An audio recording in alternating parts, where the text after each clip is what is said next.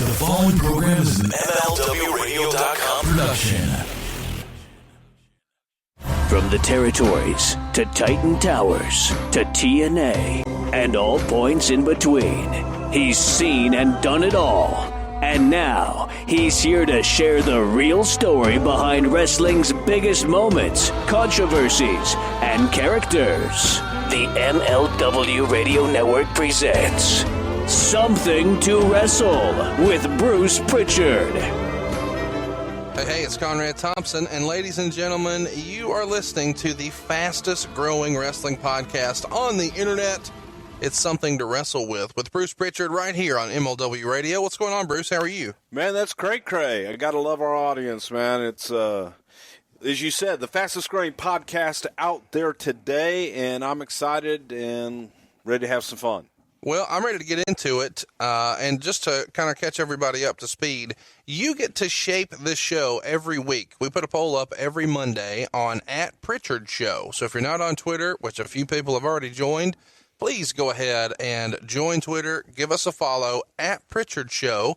And on Monday, you'll see a new topic, a new set of topics, rather, every Monday. 4 separate categories, 4 different talking points, and you get to pick which one. Now, we do need to throw a disclaimer out. This week, we maybe we upset some people because we just listed Survivor Series 1990 without really explaining. It was the debut of The Undertaker. It was Gobbledygooker. It was Bill Eadie's last show. It was the first real singles push of Bret Hart. Conrad, you only get 25 characters on the poll. That's what I'm saying. So we're going to need you to help us out a little bit. And if you look at it and you say, hey, why is Survivor Series 1990 on there? Just throw it in your Google machine, and then you'll see, hey, well, a lot happened there. Yeah, I want to know about that.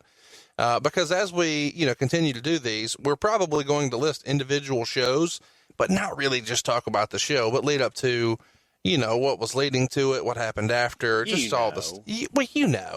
Yeah, so let's talk about that. A few people were upset with 3 people. Yeah, okay. So apologies to my good friend Mark James, who actually helped write some books with Mr. Jerry Jarrett. I've never had a crossword with Jerry. You, however, don't like him very much. You know.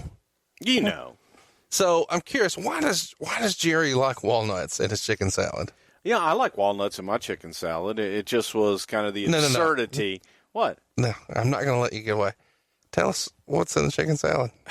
Come on, people want to know. Well, you take the and the nut, and you chop it up, and then you get the grapes, and then you get some apples, and you chop, and then Look, it wasn't what he put in the chicken salad. It actually was a decent recipe for chicken salad, but when you're telling a chef how to make the soup, it's a little ridiculous, but... No, I get it. Well, let's talk about something equally ridiculous. I forgot to mention the neck brace. We talked about the steroid trial last week, and somehow I didn't even remember the neck brace until I started searching for pictures to post on our Twitter account. I need you to clear this up. For years and years, the rumors and innuendo, as you would say, have led me to believe it was almost like a comical 1980s, bad B movie where Vince is wearing the neck brace for sympathy. And you were telling me earlier today, because, curiosity killed the cat, I just couldn't wait. That wasn't necessarily the case. Well, no, it was simply timing. And Vince needed the neck fusion surgery, and Vince had to be home in Connecticut to prepare for the trial and what have you. And it was simply a timing issue. He had time that he could actually have the neck surgery, and he had it done. And Vince isn't one to sit around and put his feet up at home and recoup. He's going to be out there. He hated wearing the neck brace, but he did wear the neck brace. Coincidentally, hey, if it worked for sympathy, great. So you were telling me a story earlier that he actually got in a little heat with his wife at the celebratory dinner after. Well, yeah, he took the neck brace off for a period of time. And like I said, he really hated wearing the neck brace. And he just wasn't supposed to take it off because he had this surgery, and it's just very sensitive, the way they fuse the bones in the neck, and any kind of jarring could undo everything that he did. And it was just not a good idea not to wear the neck brace.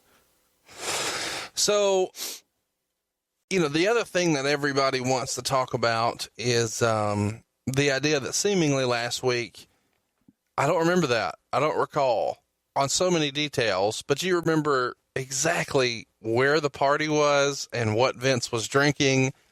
Well, Vince drank the same thing all the time. That's not a tough question. The other thing is that was something I was a part of. I was there. I wasn't at the trial every single day. I didn't study. But you personally injected Vince McMahon with steroids, right? Oh, my God. I'm sure there are plenty of people that probably think that. No, I never injected anyone with steroids. That little refrigerator that we talked about last week in Vince's office. You mean the one that I always got my Diet Cokes out of and never had to, yeah. No, you didn't push the steroid needles out of the way to get to the Diet Cokes? No, I didn't. Okay. No, I didn't. You do remember not doing that? I definitely do remember not doing that. Okay. I remember not seeing any drugs or anything else in there. But again, the way that I remember things and what I'm sharing on this podcast is simply how things affected me. Right. I'm telling you a story from my perspective, not from someone else's perspective or how someone else thought about it or what someone else thinks that someone else thought. I'm simply giving you what I remember, how I felt, how these incidences in time, is that a word? Incidences? It is now. Incidents in time affected me. How I remember them, what I remember, and how it affected me. That's it. That's simply what this podcast, Something to Wrestle, is all about. My feelings, my viewpoints. If you like them, cool. If you don't like them, but you enjoy listening to it and complaining to me on Twitter and what have you, awesome. I really appreciate you listening. I truly do, because it flabbergasts me that that many people are interested, and I love doing it, and it's a lot of fun. I even like talking to you sometimes. Every now and again. Every now and again. So here's something that I forgot to ask last week. And, we can't really talk about the steroid trial and all that happened in it without me missing this. And I'm embarrassed that I missed it. Because it's kind of my go-to. Was the steroid trial a rib? Go to ProWrestlingTees.com and you can get a shirt. I should have put that on there, but no, not a rib. Those shirts are available, so soon you're going to be able to be sporting one of those. I like that. So the other question that everybody had from last week that we need to touch on before we get to this week's topic is the whole Jerry Jarrett thing. We just kind of glossed over it, but if Jerry Jarrett wasn't the contingency plan, he wasn't the backup plan in case Vince did have to do some time, who was going to run the company? The same people that always ran the company. Look, Vince was going away to prison if he was convicted guilty, all right? Or maybe not. Maybe he wouldn't have gone. I don't know. But he wasn't dying, okay? Right. So he was still probably going to have his input going on, but you had Linda McMahon in place, the president of the company, and you had different department heads that were running their various parts of the company all along. And like I said, Vince wasn't dying. He might have had to go away for a little while. And I'm sure that even behind bars that Vince's influence would have been felt. Now you're saying that like he's a mob boss, like he's John Gotti right there. No, I'm saying that in that as long as Vince McMahon is breathing in and breathing out, that his influence and his fingerprints will be on the product. So do you think, are you suggesting that while Vince was in prison, he'd be making... He wasn't in prison. Okay, we're saying hypothetically. Okay, hypothetically, you can do a lot of things, but... This is why the name of the show is Something to Wrestle With. So let's wrestle with it. Go ahead. Thank God. All right. He's in prison. Is he going to make phone calls about booking decisions, do you imagine? Are you guys going to, sneak in sketch... instead of sneaking in a shank... I imagine Pat and I probably would have had to make frequent visits to the prison with our books, taking turns and going in and having your big ledgers, events. Yes. and maybe some drawings of gold dust for him to approve. Well, we'd have to bring the box of gimmicks in, smuggle that in, say, okay, this is this guy. Well, maybe, if it wasn't visitation day, the Fink could have pulled from the box of gimmicks. Sure. Okay. Why not? Would Vince have released a rap album if he went to prison? What the hell? I think that would have... He had wrestling albums.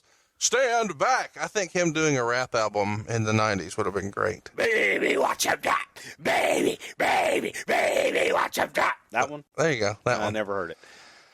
Okay, so this week's topic is something that I'm pretty excited about. I would have liked to have rigged this poll if I knew how. I tried, but nobody wanted to hear about the end of Houston wrestling. We'll get there eventually. We're going to have 4 new topics every week. If you'd like to nominate a topic, just tweet us and use hashtag #LoveToKnow. But this week we're going to talk about the Radicalz, and it was really a big time in wrestling and a big coup at the time for 4 guys to jump like this, without it being the end of a territory necessarily. But a lot of people would say this is kind of the beginning of the end. So we're going to talk about those 4 respective guys, who else may have been considered or wasn't really considered, and what happened with their careers. We do get into some touchy stuff, I'm sure. You can't really avoid it with Guerrero and Benoit. But before we do, let's get on something else that's a little touchy. You kind of, I don't know, upset some people last week with your talk about dirt sheets that a lot of people believe is an outdated term and isn't really... There's not really an internet fan. There's just fans, and there's not really a smart mark. They all are now. Everybody's kind of inside. So anyway, Dave Meltzer's not done with you. Have you heard about this? No, but I'm sure you're going to tell me. I'm sure you're loaded for bear. I really don't care what Dave Meltzer has to say. Look, like I said before, Dave's a nice guy. Dave does his thing. I don't agree with the way that he reports things at times. I don't agree with what he says. And so I choose not to participate. I don't go to his site. I don't read his stuff. And I'm sure that he doesn't listen to my stuff either. I'm sure he gets whatever he hears about me secondhand, and I doubt that he listens as well. So, sure, go ahead. Well, for the record, because of my relationship with Rick, I can personally attest that Dave Meltzer isn't right 100% of the time. There's no reason for me to name specific incidents, but he's reported stuff this year that was incorrect. But that doesn't necessarily mean that... Oh, my God, Conrad. Okay, folks, it's at Hey, it's Conrad on Twitter. Yeah. Okay, so direct all your little comments to at Hey, it's Conrad on Twitter. Now, to be fair, I've also said pretty consistently, I've subscribed to The Observer for more than half my life. So half of this show is me arguing Dave Meltzer knowledge that I've gotten from his newsletter against your WWE rhetoric. Which it's not rhetoric. It's simply I'm giving you what took place from my vantage point. And, it's funny. We've talked about this off of the podcast before. And people talk about, well, I'm towing the company line. Right. And I am applying for a job to go back there. You know what I'm doing now. I'm happy what I'm doing. And it's simply funny to me that people want me to knock what I did. Yeah. What I was a part of. Right. So for 22 years of my life, it was horrible. Again, that's silly in and of itself.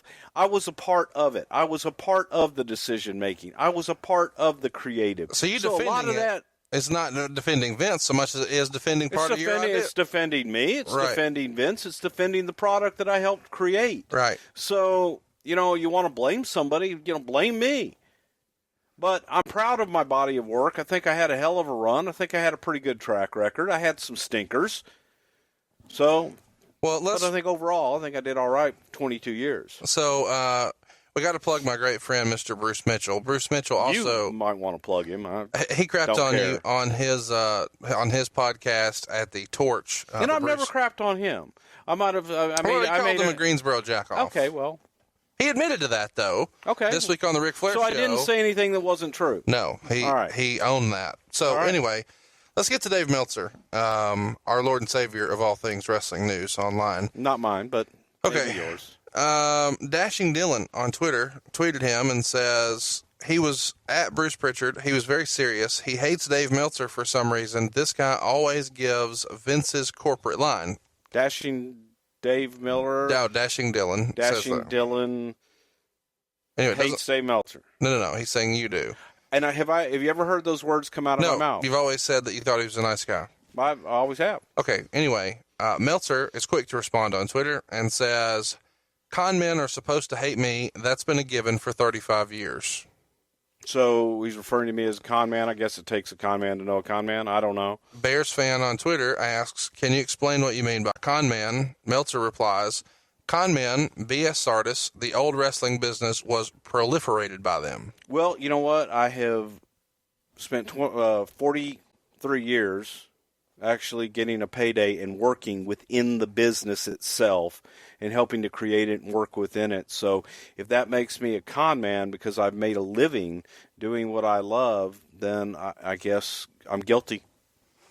Jason Adams on Twitter says, there's no way you can honestly believe the things you were saying. So good job on that. And Who's that? Just nobody. To me or to... That I can't honestly believe what I'm honestly saying? He's replying to another tweet. I'm getting to what Dave Meltzer's response is. Gotcha. I'm sorry. It's tough to follow. Meltzer's response is, don't sweat it.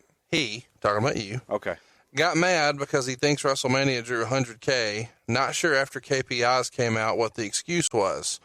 He also said another con man tweet, don't get hot at fools. I just laugh them off. Business of con men, and some believe the con men. So I'm a big-time Dave Meltzer mark. We've covered that pretty extensively here on the show, and he actually has a message board that I participate in, and it's called The Board, and I recommend it for every wrestling fan who's interested in wrestling news. I don't, but I've never been there, so I can't recommend it. Well, here's what I've never done. You did another podcast, asshole, and these guys asked you about the WrestleMania attendance. And they asked me, no, hang on. Did you listen to the whole thing? I'm not listening to you cheat on me. Okay. So, no, what they asked me was they asked me about something, again, reported that apparently Dave had reported several different official attendance records.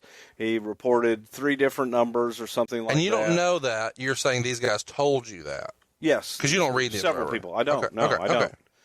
So I'm getting my information secondhand, just like the wrestling journalists. Is that better for you? If I call them wrestling journalists? Well, you're just being condescending now, but we'll go with it. No, I'm asking you a serious question. Is that better for you? Well, so let me run through what he said. Wait, okay, well, let me finish. Well, you're taking forever. Well, I'm sorry. It is the Bruce Prichard Show. You try to take everything out of context. And simply they had talked about how he had reported when you talk about attendance and you talk about how many people are in a building, that's how many people are in a building. How many people are in attendance? I wasn't talking about tickets sold. I wasn't talking about how many people were there.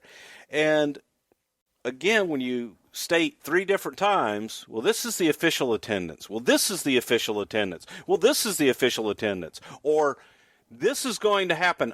I have on very good authority that this is going to happen this Monday night on Raw. But then when it doesn't happen, well, because I reported it, they changed it. Just so you know. So you know, Meltzer's never done that I know of. Okay. He's never said, all right, this Monday this is going to happen. Okay. All right. You clearly disagree. I'm not saying that some people don't say that, but I'm saying that's not Meltzer's style. Okay. Okay. So let me... So he responds to what you said in that podcast. Okay. And this is where I was like, wow. Did he listen to the whole podcast? Did he listen to ours? No, did he listen to the whole podcast that I did? Probably. On Your Opinion Doesn't Matter? What are you doing right now? Okay. So he says, does that loser realize that any WrestleMania number prior to 2003 I got directly from WWE itself when I did the 2001 article on the biggest gates in company history, and they gave me the 2002 number directly before gates started dropping across the board, and Vince told his staff to not give me numbers anymore. And even then, I was still getting them indirectly from their internal reports. So he's getting hearsay from someone within the company that hearsay has been told they're not supposed to give him. And I'm a loser because... I don't know why I called you a loser. So he's calling me a con man and a loser. Yep. And I said he was a nice guy. I don't agree with what he writes. Yep, that's accurate. Okay. You also called him a dirt sheet writer and called his newsletter little, in fairness. So? Well, I'm just saying. So anyway. So and what time did I ever attack him personally? Never. And call him names? Never. To the contrary, what have I said about him? You said he's a nice guy. You said he's a nice guy. So who's the asshole here? Am I the asshole? Am I the asshole calling people names? I mean, I think half the people listening think you're the asshole. You know what? I'm sure more than half the people think I'm an asshole. But I am an asshole. I read somebody say online this week. You love this, don't you? Well, this one you know, folks, when I'm at home, Conrad will send me text messages of all the nasty things. Not all. Most. A great one I saw this week, I forgot to send you, talking about yourself and your brother. I would take a bullet for Tom. Oh, I've heard that before. Jesus Christ. I'd pull a bullet in Bruce. Great. Hip, hip, hooray. Go for it. So seriously, what's your response to that? I have no response to that. Well, again, people that don't know me have never done what I've done. You know, I was the guy. Not the bullet. I mean, Meltzer saying that he got the numbers directly from WWE itself. He said before 2002 or something. Yeah. Okay. Well, did he get the number? Did he get the number of WrestleMania, this last WrestleMania in AT&T Stadium, directly from Vince? No. Okay. So what the hell is he saying? Well, okay. So he's saying that he has a source that he won't name. Right. That's allegedly in WWE. Well, he can't name them. Well, again, look. I mean, you get he can't name them. Why? Because they get fired. Journalists name their sources all the time. A lot of them don't. The ones that have something to hide, they don't. But again, if you can't verify it, and you can't verify a source, and you won't, then again, I'm done with the argument at that point. Okay. Let me just read you this. And my point in the podcast was simply that when the WWE, a publicly traded company, puts out numbers in a press release stating something, that with the SEC, you know, legally you can't do that. It's against the law. Right. So he's accusing them of breaking the law. I'm going to move on.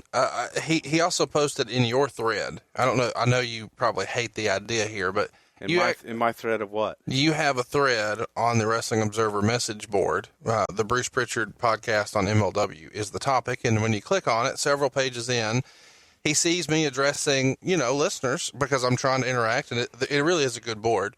And Dave posted in there, which I thought, well, okay. And he says, if you're going to read the report, add this in. When I asked Vince why the number at WrestleMania and the WWE's own computer numbers for the shows were different, he told me the numbers in the computer were real and the numbers announced were, quote unquote, for entertainment purposes only. So he talked to Vince after this past WrestleMania and AT&T. Well.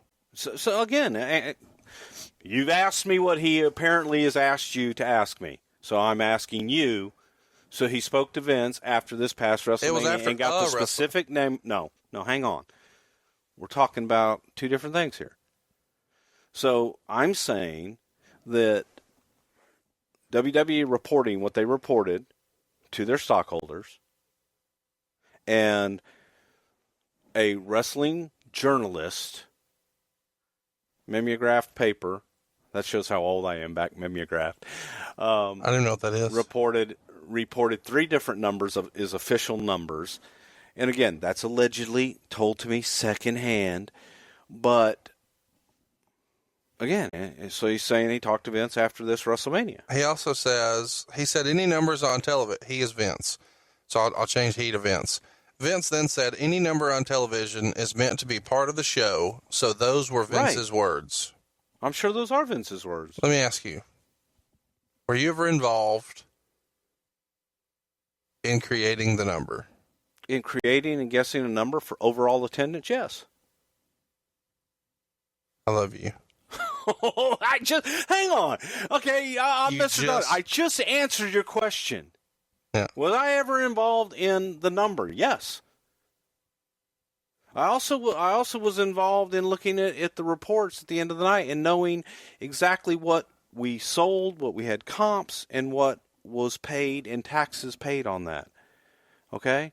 And over the years, those numbers, official numbers that were reported to athletic commissions and reported in tax documents that they paid taxes on were different than the, quote, the real numbers that were reported in different wrestling journalistic crap shit, whatever the hell you call them. I call it the Wrestling Observer newsletter. Whatever. So you created the number? Did I create numbers? No, I didn't create numbers. You take the numbers and you take how many people are in a building, and that's called capacity. That's called attendance. So attendance and capacity, there's actually two different things. Well, all right, so let's run through this. There's always been an attendance number is how many people are in the building. How many people are in attendance? All right? So you're counting. So let's say sellers. Let's say you've got a building that holds 1,000 people. Okay. Let's say you have 200 workers that work there. Let's say that the production that you have has another 150 people. Just throwing out numbers. That's the attendance, pal. Sound like that's the attendance, pal. That's the attendance. That's how many people are in attendance at that event. I'm not arguing that, but what Dave often reports is the number of tickets sold as a measure of business. And I'm telling you that over the years, his reported numbers and the numbers that were actually drawn and money that was taken in and taxes that were paid on were different. Are you telling me that every time you guys announce the number on television, the WWE paid taxes on that amount? I didn't say that. I'm asking a fucking question. Well, no, I didn't say that. Okay, so will you answer what I just said? The number what that's the hell announced, was the question? Thank you for listening. It's something to wrestle with. If the number is reported on television... The number on television is the attendance. So it's not what... That's what we said, right? Yeah. That's what we're talking about, the attendance. Yeah. When, someone... I did see this, where someone had a picture, and they said, well, there's only 70,000 people that are that can even be held in the AT&T Stadium. Well, that's because there's no field seating. Well, okay. Here's the facts. The facts. There are only 70,000 people that could be held in AT&T. That's for a Cowboys game. Yeah. Okay. Wasn't a Cowboys game you're talking about? No, that's what I'm saying. Yeah. All right. The people who say that are getting that number based on what the sellout for a Cowboys game would be, but this is different. You got people on the field. Yeah. Okay. Exactly. I feel like we're saying the same thing. You just want to be hot about it. I'm very hot about it. Well, in the end, we just need to put a bow on this and get to the Radicalz. Dave Meltzer has said that you're a con man, insinuated that you're a liar, you're a BS artist, and that you're a loser. Okay. Any official retort? Well, I guess, again, to be able to identify those things, I guess, he must associate very well with all of those things. I've never said anything bad about Dave. That feels like no, I'm not, you are. No. Response. I guess if he knows what that is. Dave doesn't know me. Talked to him on the phone, several times. I have no personal relationship with him. He doesn't know me. He's never done my job. He's never been in the places I've been in. He knows nothing about me. Zero. He knows things he's heard from other people. Right. That's all he knows. He knows that he can't sit there and say that the relationship that we've had when we've talked on the phone over the years was ever a bad one. Right. He can't say I ever lied to him. He can't say that I was ever dishonest with him in any way, shape, or form, that I didn't, that I ever treated him disrespectfully in any way, shape, or form. So I'm not going to get, sit here and go, oh, you called me a loser. Well, you're a bigger loser. Okay. I'm not going to resort to that. I'm 53 years old. You think I give a shit what anybody thinks of me? I sound like somebody we both know and love. Yes, you do. I'm really too old for that. Be sure to catch the Ric Flair Show Wednesdays here on MLW Radio. He's 67 and he could give a blank. Exactly. Well, you're going to give a blank about the Radicalz. That's what we're really here for. Man, we spent a lot of time. Damn, I forgot all about that. I guess we got a show to do about what happened when. That's right. On the other side of the break, what you really came for, the main event. It's our longest show ever. I guarantee it after this 30-minute intro. Hashtag what happened when the Radicalz jumped ship from WCW to the WWF. Don't you go anywhere. We'll be right back. Something to wrestle with Bruce Prichard here on MLW Radio. All right, Bruce, now it's time to talk about our friends over at Dollar Shave Club. And here's the deal, guys. You don't need to choose between price and quality to get an amazing and an affordable shave. DollarShaveClub.com's the answer you've been looking for. To prove how amazing their shave really is, right now they're going to give you your very first month for free just to join the club. That's right, for free. And DollarShaveClub.com delivers great razors right to your door for a third of the price that those, the greedy razor companies do. And it comes to your door. You don't have to go to the store and deal with the locker, and you got to find somebody with the key to get your razor blades. No. I mean, seriously, I have no reason to deal with those guys at the drugstore. I just go to my mailbox and it's there when I need them. And all you've got to do is go to DollarShaveClub.com and pick a razor that works for you. They've got a lineup of amazing blades, and that really is all there is to it. I get a first-class shave when I use the executive blade. And when I use it with their Dr. Carver shave butter, the blade just gently glides to make the smoothest shave ever. I absolutely love the shave butter. It takes getting used to. Okay, it took me 2 days. But it's a lot better than shaving cream, and it's really great. I'm not just saying that. So here's the deal. You can look, smell, and shave like $1 million without paying for it. And here's all you've got to do. You've got to go check out what over 3 million members like me, like Bruce, already know, and that's to love the Dollar Shave Club. Dollar Shave Club is so confident in the quality of all their products, now you can get, listen closely, your first month of the club for free. All you've got to do is pay for the shipping. How much does it cost? It's free. Aha. It's free. Just pay the shipping to get it to you, and after that, it's just a few bucks a month. No long-term commitment, no hidden fees. There's no reason not to do it. Get yours at DollarShaveClub.com/wrestling. That's DollarShaveClub.com/wrestling. Get a better shave today. Come on, something to wrestle with. If you enjoy the show, support the show. You got to shave anyway. Why not shave at DollarShaveClub.com/wrestling? Now back to more Something to Wrestle With.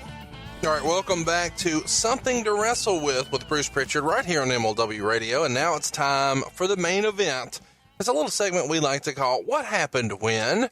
And this week we're covering something that I think is underrated. And I'm excited to talk about, especially because of all the guys involved. You are so happy that this subject was chosen this week. Well, and here's why. I did campaign for it on the Wrestling Observer message board, which I know I didn't tell you about, but I did. But I did because you... So you rigged it.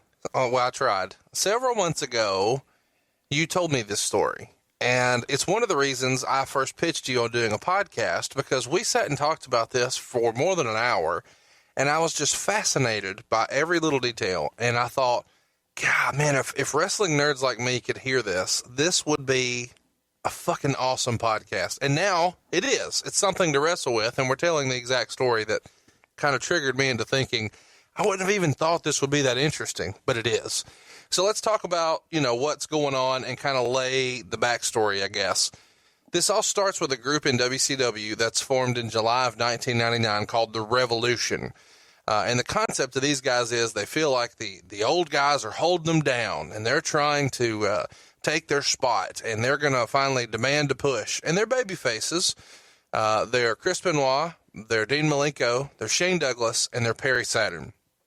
Fast forward, obviously 1999 and 2000 WCW is just, crazy at the time, flip-flopping bookers and directions left and right. Mid-2000, they have their sold-out pay-per-view, and it's right after they had announced that Kevin Sullivan is going to take over as the booker.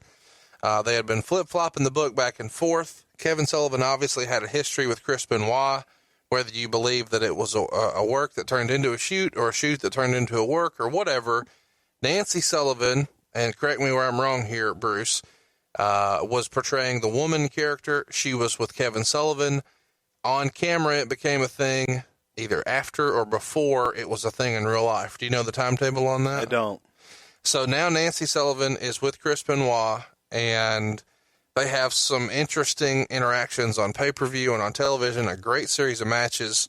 And that all happens in like 96, 97. Now we're into 2000, and it's a real thing. Benoit is now with Nancy, and she has divorced Kevin, and they're together. And to show that Kevin is not going to have a bias, I suppose, is the rumors and innuendo or me playing connect the dots on my end. He books Chris Benoit to beat Sid Vicious for the world title, the big gold belt, at this pay-per-view on January 16th in Cincinnati, sold out. But just in case, they have Sid stick his foot under the rope in case for whatever reason they need to get out of it, because at the time there's a lot of unrest. And in the year prior to this, there had been so much unrest that Bischoff holds a meeting and says, hey, if you're not happy, you can leave. And Raven takes him up on it. So there's a lot of guys who just want out. It's clear the WWF has won now. WCW is trying to play catch-up ball. They're scrambling. And now Benoit finds himself world champion, but he's working for a booker that he doesn't really trust because of his real-life personal situation. So now I've tried to set the stage here, but you were there. How do you... Well, I was in WWF. I wasn't at WCW. But you were there when the call comes. A call comes, a text comes, a fax, an email. What's that look like when you first hear, hey, wait a minute, something's up? Well, I want to say we were doing TV in New Haven, but I really don't remember the particulars. And I got a call from Perry Saturn, was the one who called me and contacted me. And I stepped outside of a production meeting. I took the phone call, and Perry explained to me what had taken place the night before. I had not seen the pay-per-view, the WCW pay-per-view the night before. He told me, Benoit won the title, that Kevin Sullivan was in charge, and that they being the talent at WCW, had been offered releases if they wanted releases. And that himself, Dean Malenko, Eddie Guerrero, and Chris Benoit were getting their releases and wanted out and wanted to know if we were interested in them. And who's making the call here? This was Perry Saturn. Okay. Perry made the initial contact. Okay. And I told Perry that if he was under contract, that we couldn't speak to him. Did you have Perry's number from ECW back in the day when y'all did stuff together? Well, I knew Perry, yeah. How did you know Perry? From Triple H? From ECW. Okay. Yeah, from ECW. Okay. And I talked to Perry before. I was a fan of Perry's. And we had each other's number. So when he called, I knew it was Perry Saturn calling me. And where were you when you got the call? I was in the production meeting for Raw that night. And I walked out, like I said, and took the call. But I told him to protect us from any legal issues that we would have to have something from Turner that stated that they were either released or that they could enter into negotiations with us, something that said that we could talk to them about their contracts. Something to CYA. Yeah, exactly. And, we had gotten into trouble. We had accused WCW of tampering. The last thing that we wanted to do was get caught in any kind of a tampering issue with anybody from the other side. So... how shocked were you to hear that Benoit was on the list? I was pretty shocked that all four of them were on the list, frankly. But they faxed over a release very shortly. Faxed over to the offices, and my assistant got it to us, got it right down to the lawyers, and they looked at it and said, "Yep, it's on the up and up, and we can talk to them." So to put this in perspective, this is literally the day after Benoit wins the world title for Less the than very 24 first hours. time. This is Monday, January 17th. He won the belt the night before, and he's already calling for a new job. Yeah. When Perry calls, does he lay out any detail? Well, he just explained that everybody everybody was offered their release, and that those 4 guys were best friends. They traveled together, they ate together, they trained together, they did everything together, and that all 4 of them wanted to come. And he made it a point to let me know that if we, didn't have anything for him or Dean or Eddie, that we please take Benoit.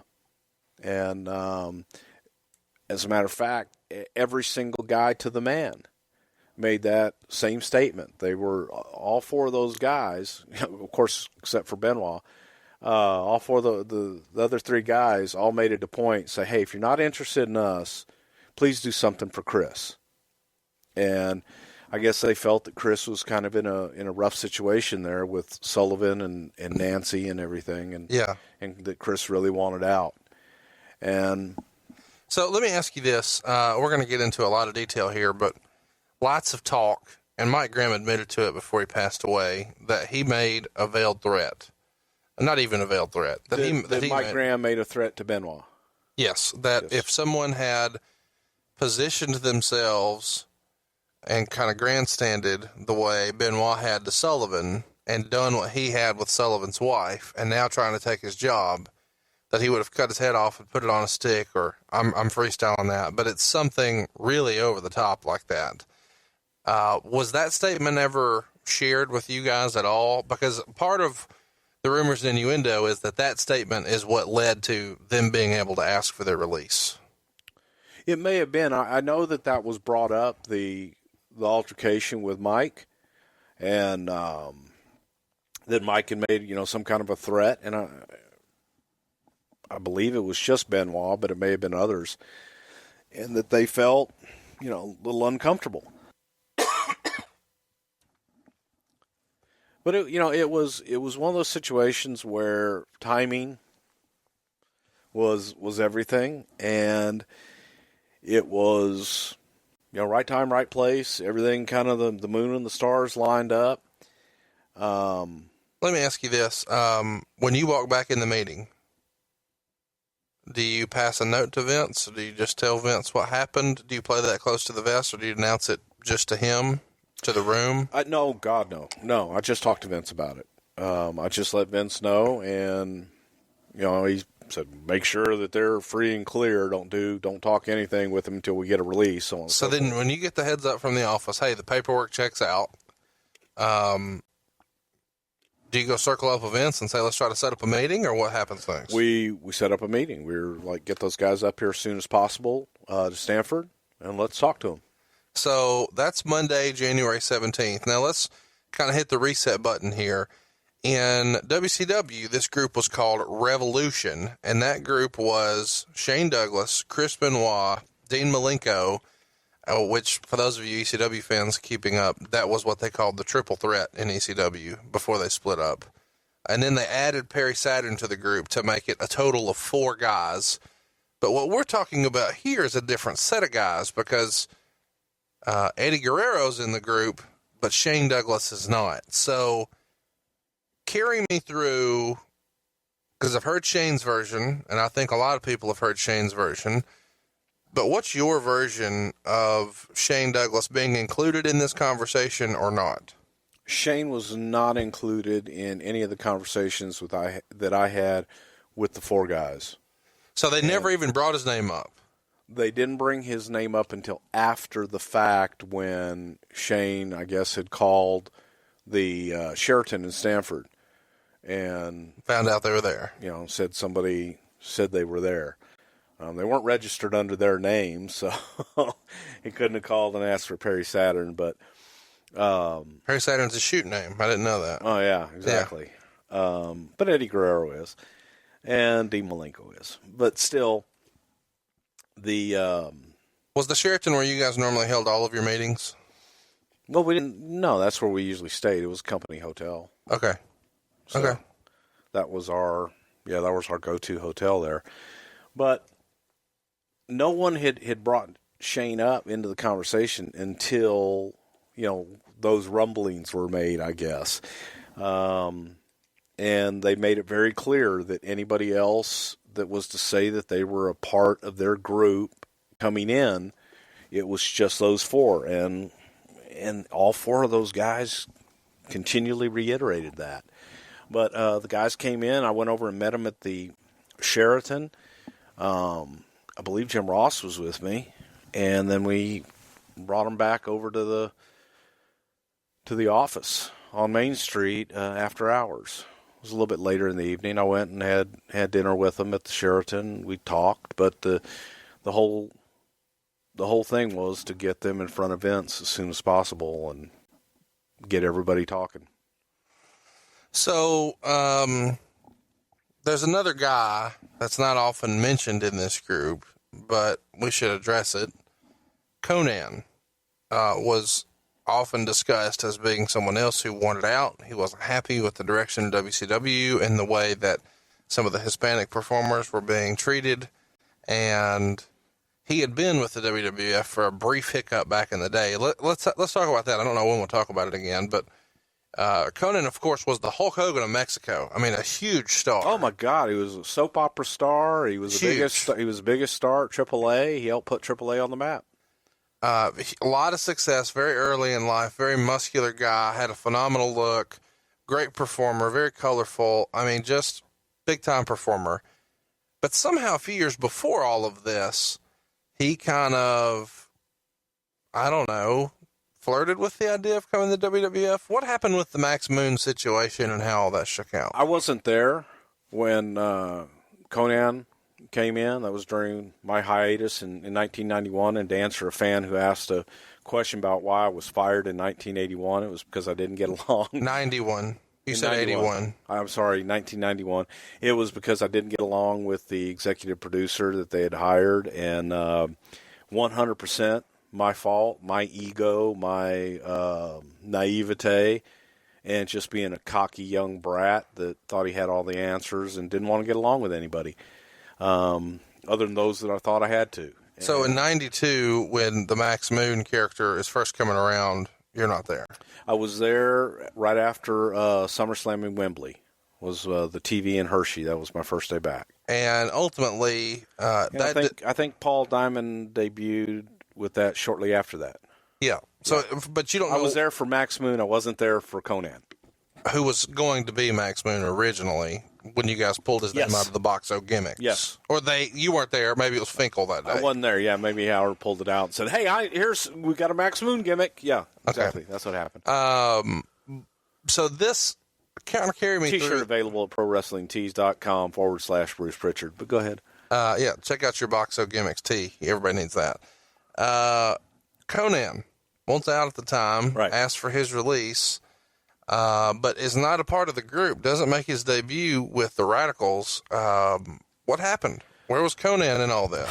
Funny story. I knew you'd get me to this. This is a funny story. This is a misunderstanding, but it is kind of comical in its misunderstanding. At the time, I was not watching WCW. Nobody was. That was the problem. I get it. But I wasn't watching it, and even when I did watch it, I wasn't, didn't pay a whole lot of attention except for what I wanted to pay attention to. I was at the office, and this is the same day that we're meeting with the four guys that are coming in. And there's somebody that keeps calling, and the girls are, I guess, had told them nobody was in, and I come in, and they say, hey, man, this guy's calling, so on and so forth. Would you please take the call, because he just won't let up. I take the call, and the call is, yo, it's K-Dog. Now, I hadn't watched WCW at this time. I knew Conan as Conan. Right. Knew him as Charlie, knew him as Conan. And he was talking in a way that it was, yo, K-Dog. Yo, it's K-Dog. I didn't know who the hell K-Dog was. I had no idea who he was. And he talked about being with the NWO, and he's at WCW, and he wants to come in, wants to know if we have anything for him. I told him to send a tape. Send me some pictures and a tape. I had no idea Who? You asked Conan, one of the biggest stars in the history of Mexican wrestling. No, hang on. No, I asked K-Dog. Okay. I didn't know was Conan. For tapes? For tapes and pictures and send them in. And his response was? I don't really. It couldn't have been favorable. Yeah, it wasn't favorable, and it was, I guess very insulting to him. But I didn't put Conan. And again, it's like, how you meet somebody in a prior life, and they go somewhere else and they're a different name. You probably run across this all the time. Yeah, I met Bruce Prichard. There you go. And he used to be Brother Love. I used to be Brother Love. He used to be over. Right, I used to be over. But Bruce. So if you were to see me as Brother Love, you'd still call me Bruce. Right. Well, if I was to have seen K-Dog at that time, I still would have known him as Conan. Right. And so you block out sometimes. I really didn't mean any disrespect, and it was simply that my ignorance of not realizing who the hell K-Dog was. I hung up with him, and Howard Finkel came in and said, "Who was that?" I said, "Somebody named K-Dog." He said, "Conan." I said, No. He said his name was K-Dog. I says, "Yeah, that's Conan." Wow. And I felt like an idiot. But I didn't have his number. I was like, okay. But, I asked Vince and them, said, "You guys have any interest in Conan?" They didn't have any interest in him anyway. So I was going to wait for those pictures and tape to come in, I guess. But he called, I guess, Eddie Guerrero later and was appalled that I had asked him to send tape and pictures in, and I never, So you don't. Eddie found it kind of funny. He goes, "Man, did you really ask Conan to send pictures and tape?" I said, "I didn't know it was him. He kept saying K-Dog, and I didn't put the two together." And it was one of those days. So, just to be clear, because we're going to get hate tweets on this. Oh, I'm sure we will. You don't dislike Conan. Conan's not a poor performer to you. You're not shitting on him. No. You just didn't correlate the two. No. When if I saw Conan on TV and he was going by Charlie Chan, I would say, "Oh, that's Conan." I hadn't watched. I didn't know he had changed his name to K-Dog. Right. I had no clue at all. And to me, it was Conan. And he didn't say, "This is Conan." This is K-Dog. I'm like, sorry. You're getting a receipt on his podcast next week. I will, but accept my apology now. And, I swear to God, meant no disrespect whatsoever. Why do you think there was no interest from Vince and company in him? You'd have to ask Vince. I don't know. I'm just saying. There was here are four guys available, and how many guys can you bring in at one time too? I think that may have been an issue as well. Well, I get that it's a lot of folks, but it seems like if he really is one of the biggest stars in the history of Mexico, you try to find a spot for him. Maybe you do, but they didn't. Okay. Why do you think there was no interest in Shane Douglas? Had Shane burned the bridge when he was there before, and then goes out and kind of smashes WWE a little bit? Well, that's an interesting one too. Shane never called me. I never talked to Shane. And Shane, I believe, had called JR and might have had some discussions with JR. But in the situation as far as those four guys coming in, Shane was never, he wasn't a part of that from their side. He wasn't a part of that from the presentation of, hey. But what I'm asking, though, is not their presentation as a group. You guys didn't sign them necessarily because they were part of the group, right? You thought, hey, this is a chance to take from WCW and add to WWF. What would it really matter if it was, as a group or individually? Why wouldn't a Shane Douglas be of interest? I can't answer that. Other than, Shane didn't have a great run when he was there as Dean Douglas. And so you don't remember a specific conversation about him? I don't, Conan. because I wasn't involved in any of the correspondence with Shane at that time. Okay. And Shane. And who was that through? That was through, I believe, JR. Okay, so JR was talking to Shane. And then had a conversation with Shane. Okay. I don't know that they were having They had at least one phone call. Yeah. And then you hung up on Conan and told him to send a tape.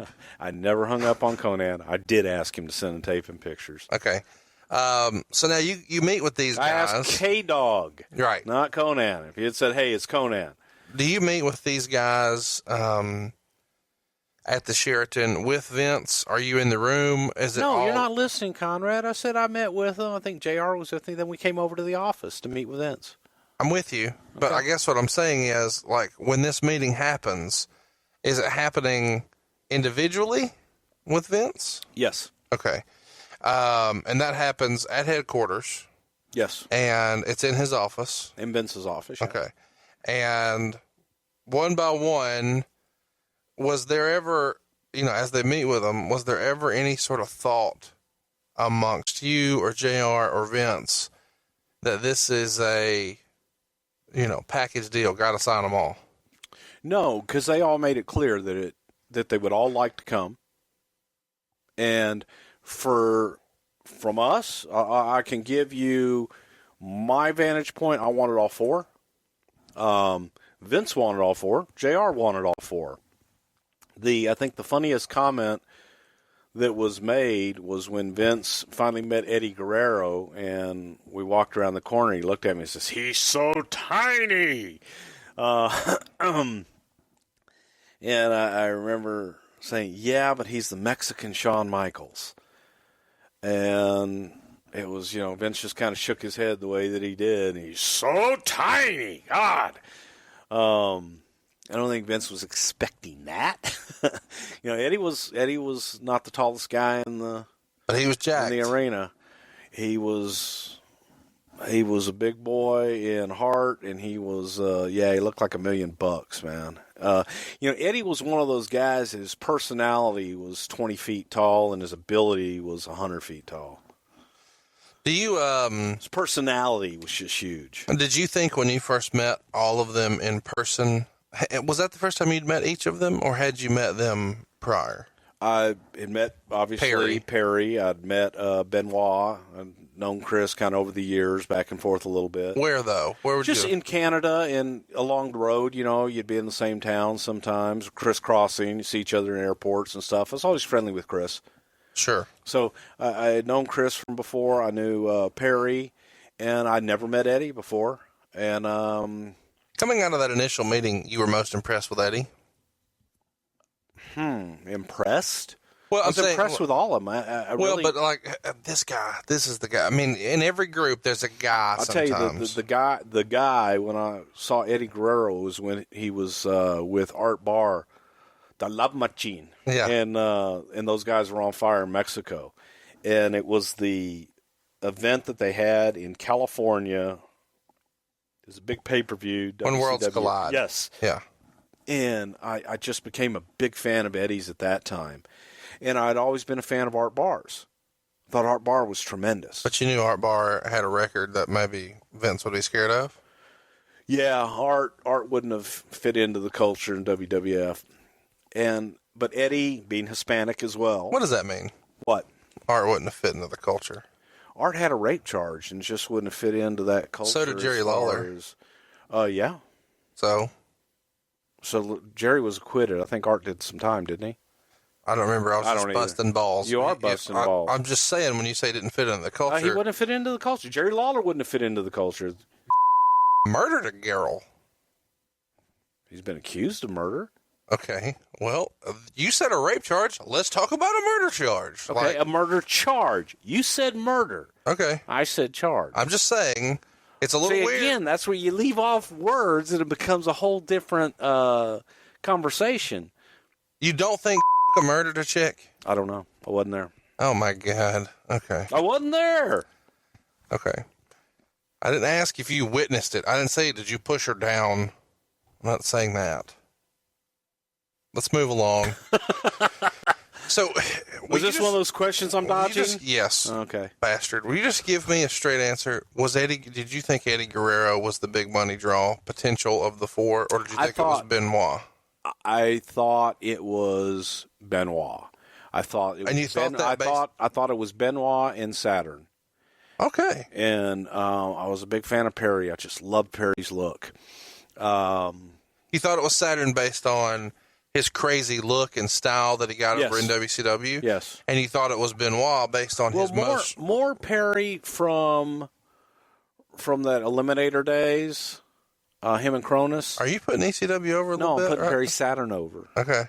And, Perry's just had a unique look and an intensity about him that was unique. He had a very unique look and style. I don't disagree. He was different. I was a big fan. Yeah, I was too. But you, okay, so you come out of this meeting, and I assume in this meeting you guys talk more about would you have us. At this point, there's a real dollar amount. We're well past, 10 dates for $1,500 or whatever the original old school Vince McMahon contracts were. Now we're into... No, we're into downside guarantees at this point, yeah. Do they all ask for the same thing? I'm not asking what they got. I'm going to, but did they all ask for the same? Well, I'm not going to tell you what they got, so I'll save you asking me the question. I don't think it's really anybody's business, personally, what people make. But, no, they didn't ask for the same amounts. So okay. Well, in my head, and they didn't ask for amounts. They asked for what can you pay me? They didn't come in and say, hey, I want X amount of dollars. So did they make any demands that you know of as far as number of dates, or just no? I want to be here. No, they wanted to be there, and I want to say that each guy reiterated to Vince, hey, if you don't want us, cool. Please do something with Chris. Do you think? And all of those guys also felt that we really only wanted Chris because he was the champ. I guess, yeah.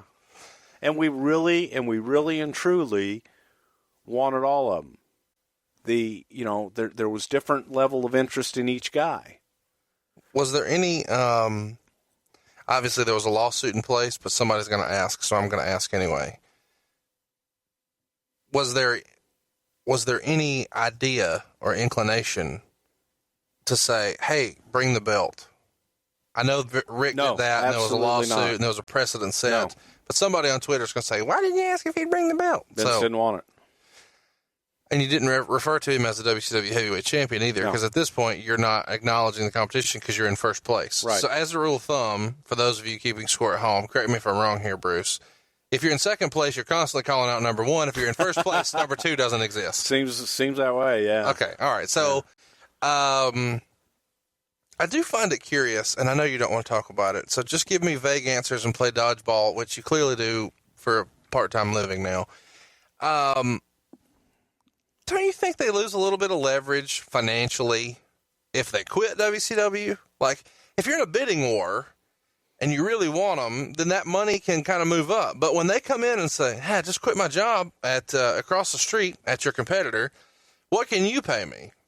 There's not really a number three option at that point. At this point in time, ECW's not out of business yet, but they're bouncing checks like a son of a bitch. That's not a real option. Japan is not what it once was. So really and truly, it's kind of here or having a little bit of a rough go at it outside of maybe the first 90 days when your indie stuff starts to dwindle. But the big money is here and here alone. So don't you think they lose a little bit of leverage by quitting their freaking job before they come up? Well, they were top guys. I mean, they were top guys in their own right. And I think they saw the opportunity to make as much, if not more money than they were already making. Now, they would have a much tougher schedule, that's for sure. So you consider, this is important, the other three guys who weren't heavyweight title guys, right, to be top guys? Yeah. Okay. Yeah. I mean, probably Dean, not so much, but Dean's a hell of a hand. I mean, Dean was great. Dean was one of those guys you could put against anybody on the card, he'd make them. So he made the least. Just figured that out. Thank you. Not necessarily. Did Benoit sign for the most? Give me that. Give me that. No. Why won't you do this? Because. He's dead. I don't care. I don't care. This is weird to me. Oh, I'm sorry. Did he make more than $1 million in his first year there? I don't know. Just guess. I don't know. Okay. Probably did very well. This is a waste of time. Okay, so you guys... I said save the question. I wasn't going to answer it. Well, I just learned Dean was in last place. I wanted to know who was first, and in my head, it's Benoit. I told you as far as probably level of interest, it would be Benoit 1, Perry 2, Eddie 3, and Dean 4. Okay. As far as level of interest. That's what I needed to know. Okay. That wasn't that hard. See? Well, you didn't. That's not the question you asked. Well, I want to know dollar figures. Well, I'm not going to tell you dollar figures. Okay. But I know it wasn't $1 million, so we're figuring that out. Okay, let's move along.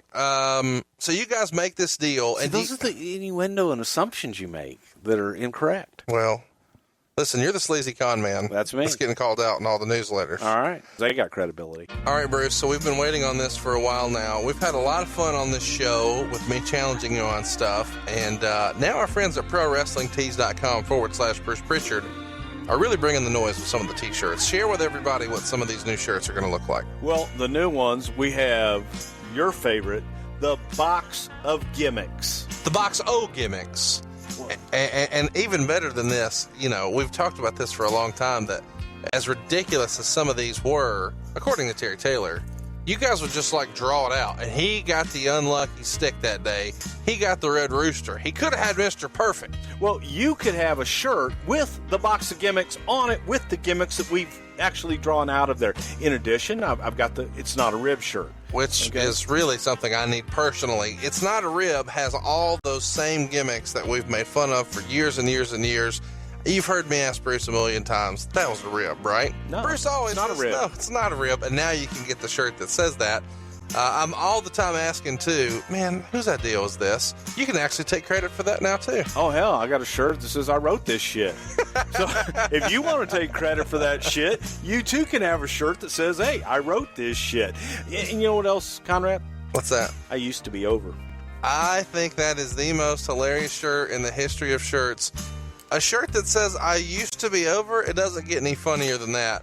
But we really want to piss some people off. Every week we do that, and every week they say you should invite so-and-so on the show. We want to remind them that when it comes to this show, it's not a rib. And there's no guests needed. There's no guests needed. My favorite shirt of all time over there is still the Brother Love shirt. I sport it around the house all the time. But the one that I think people are really going to get a little fired up about, it's a black shirt. It's got pink letters. I can't believe you're doing this. It says, I was there when Brett screwed Brett. So if you were there, or you just want to say you were there, because that seems to be okay. You can just say things, whether you were there or not. You can get a black shirt, pink lettering. It says, I was there when Brett screwed Brett. Are we going to get one that says something about a Greensboro jackoff? No, nobody'd buy that. You're right. Nobody would buy that. But you should go ahead and go buy ProWrestlingTees.com/Bruce Prichard. Don't put a T in his name. Put a T on your back. ProWrestlingTees.com/Bruce Prichard. I wrote this shit. I used to be over. I was there when Brett screwed Brett. Boxo gimmicks. It doesn't get any better than this. And most importantly, my favorite, it's not a rib. Go ahead, support the show, the best wrestling podcast around, at ProWrestlingTees.com/Bruce Prichard. You know, Bruce, I gotta say, I know it's early, but I've already decided what I want for Christmas from you. Name it.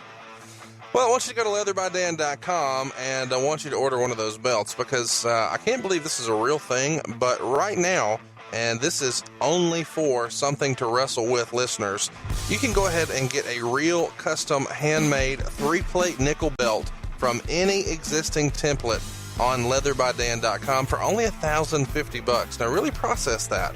The WWE pays thousands of dollars for their belts, and for $1,050, you can get one that looks just like the old Pride Championship belts, the old Ring of Honor Championship belts. You've got the old AWA Championship belts. You've got lots of templates to choose from right now at leatherbydan.com, and it's only $1,050. I know, that's crazy, but on top of that, you can get those, but you can also get some custom made. Absolutely. We've got a custom-made First Family Mortgage belt. It's our fantasy football championship. We don't want a stinking trophy, man. We want the real deal. We're wrestling fans. And if you're listening to this, you are too. Dan has something for everybody. Are you looking for a wedding belt? He's actually doing one of those. Wouldn't you like a copy of the Big Gold Belt? He can do that too. That's right, the one like Flair wore. Maybe you want an old MMA belt for your promotion, or you just want to parade around your house as Billy Badass? No problem. He can make that happen too. He even does payment plans, isn't that right? Oh yeah, without a doubt. He makes it easy to buy from. And it's quick. In 12 weeks, you can have your very own custom championship belt. So if you don't have to wait forever and you can get it quickly, and they don't cost a lot, and you can even make payments on what you've got, and you've got a bunch of choices. Why would you not do this? Leather by Dan supports this show, and he is the man. I can't vouch for him enough. I've done thousands of dollars worth of business with Dan. He's done a phenomenal job for me. He will for you too, not just for my personal collection, for my business. And he's not paying me to say this. He's paying Bruce, but I believe in it. I love this guy. He is doing a phenomenal job. Check him out if you don't do anything else. Go to leatherbydan.com, and remember, $1,050 right now for Something to Wrestle With listeners. You get a real, that's right, not a replica piece of crap Shop Zone deal, handmade, hand-tooled leather, custom 3-plate nickel belt from any existing template, only $1,050. Hit him up, leatherbydan.com. Don't delay, do it now. Now back to more Something to Wrestle With. You had this initial conversation with them on Monday the 17th. Do you meet with them in Stanford that very same week? Is yes. This okay? So I'll say we met with them on that Wednesday. Okay. Something like that. All right. So you met him on like the 19th. And they don't actually debut though, and this is what I found interesting, because when you look at when they show up, it's the end. So it's January 31st. So almost 2 weeks later before they make a debut. It seems like you guys would have tried to put them on the show before that. Was that contract back and forth during that time? No, I think it was simply, we had TV laid out, and it was just simply a matter of... Do you realize how bullshit that sounds? You guys used to change TV. I'm sorry, because y'all were all there when we wrote TV. We did change TV on the fly, but we had things laid out and wanted them to have impact and wanted them to be able to come in as a surprise and let everybody, but, I say surprise, but we also wanted the anticipation of them coming in. It was simply, let's plan for it. You can do a knee-jerk reaction and have them come out the very next night, but if you're not 100% ready and you don't 100% have everything down, sometimes you end up kicking yourself in the ass when you don't need to. And we didn't need to. Had we been in second place at the time, maybe we would have. I find it interesting, though, that they're top guys and you want to give them a big impact. So you have them debut in the crowd because they're outsiders. I get it. You're trying to kind of do some of that. And they interfere in a match with the New Age Outlaws, Al Snow and Steve Blackman, and then all put their finishers on. And then they're offered a chance to win contracts by beating members of DX. And X-Pac beats Dean Malenko. And Perry Saturn and Eddie Guerrero lose to the New Age Outlaws. And Chris Benoit loses to Triple H. Was this kind of foreshadowing for what we could expect with the WCW invasion?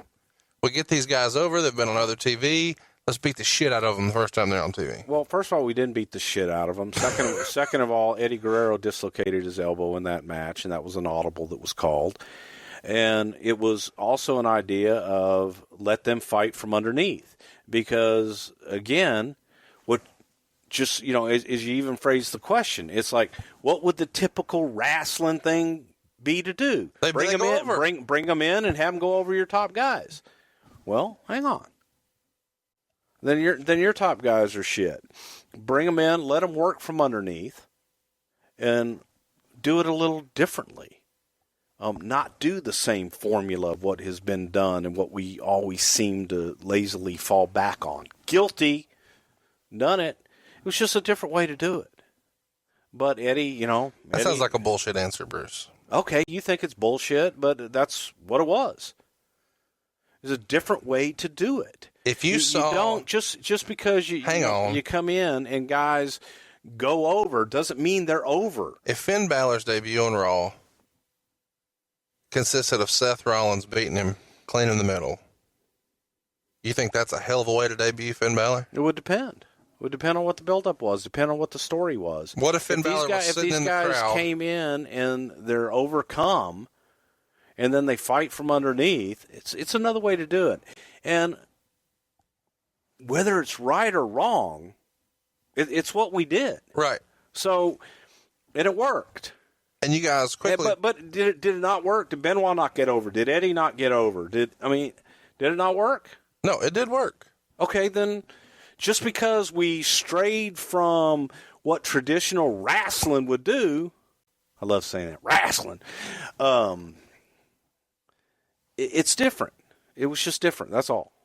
I mean, it wasn't, let's bring these guys in from WCW and squash them. You can't tell me... No, hang on. Why do you invest in someone to just bring them in and destroy them? I'm asking. There's nothing, you don't gain anything from that. There was a story behind it. It was for these guys to fight from underneath and overcome. And the story was, let's have Triple H beat their world champion in his first match, just like he did with Taz. No, that's what happened, okay? The story was that the Radicalz come in, they come in on a high and have the fucking rug pulled out from under them. Okay. The predictable story would be, okay, the new guys come in, so they're going to go over and win contracts. A story is, hey, the new guys come in, they get thwarted, they get the rug pulled out from under them. What happens now? So, based on the philosophy of what you're talking about is, okay, hey, well, let's spend all this money and bring in 4 new talent, and let's just squash them like bugs and move on just to show that we're better.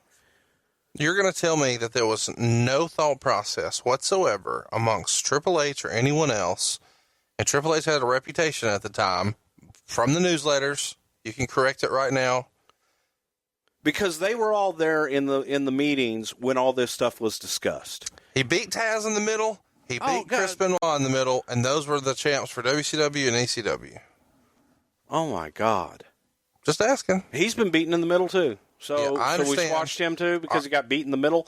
You win in the middle, you lose in the middle. But for the conspiracy theorists of, no, we brought this guy in to squash him makes absolutely zero sense. I hear you, but you're defending it as someone who was in the room when it happened, as you've reminded me many times through these podcasts. But if you and I were to go sit in the other room and watch a new character debut on Raw the same way, you would look at me and you would say, boy, that'll get over. Maybe, maybe not. But I would also be able to understand a thought process of why they did it.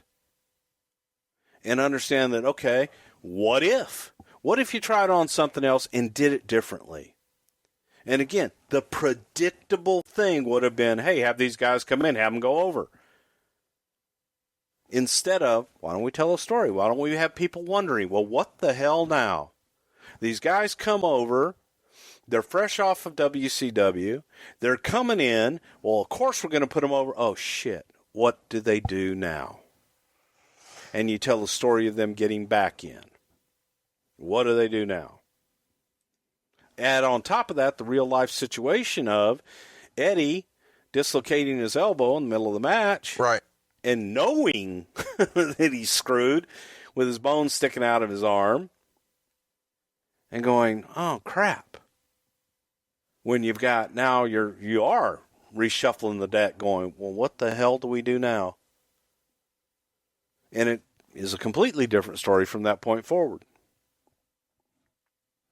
So let's talk real quick about the individual guys. Soon after they debut, Dean Malenko wins, I guess you guys were calling it like the light heavyweight title at the time. And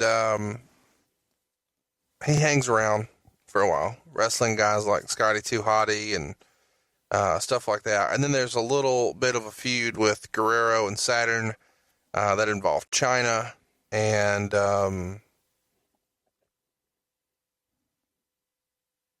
anyway, talk to me about Dean Malenko. It feels like his WWF career was not quite what it could have been on screen. Of course, he was there for a long time. I think he's even wrestled through like 2007.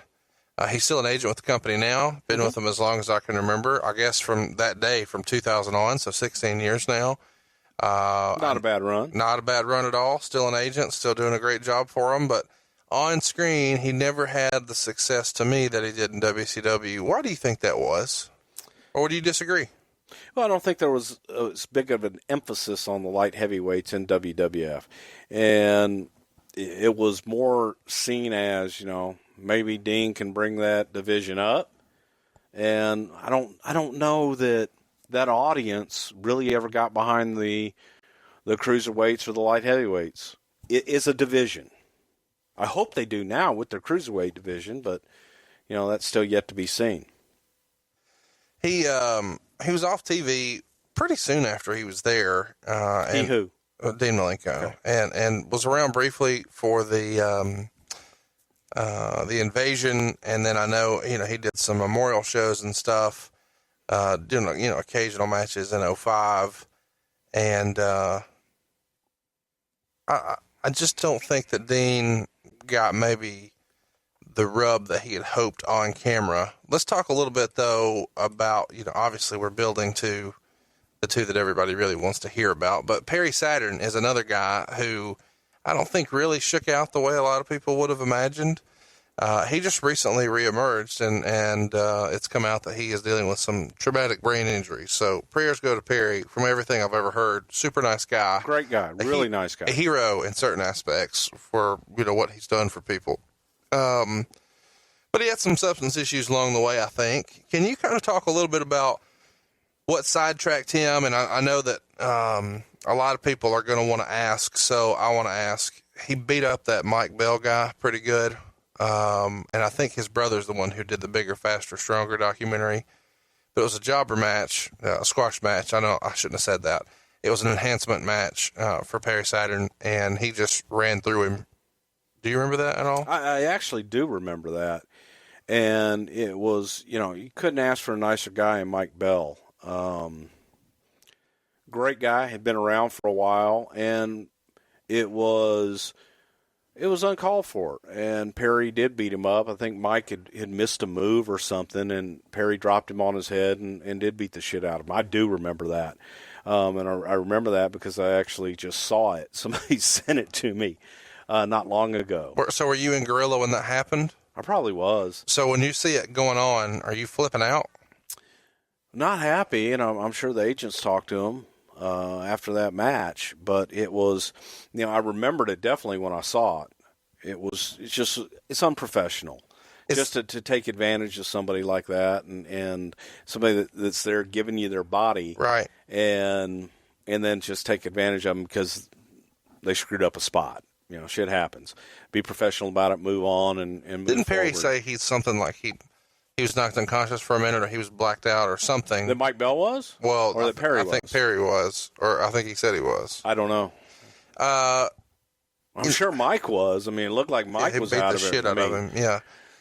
This is a weird question to ask, but when a guy, gets taken advantage of like that, especially an enhancement guy, does the company try to slide something extra in their envelope as a, hey, sorry about that? Yeah. Okay. Yeah.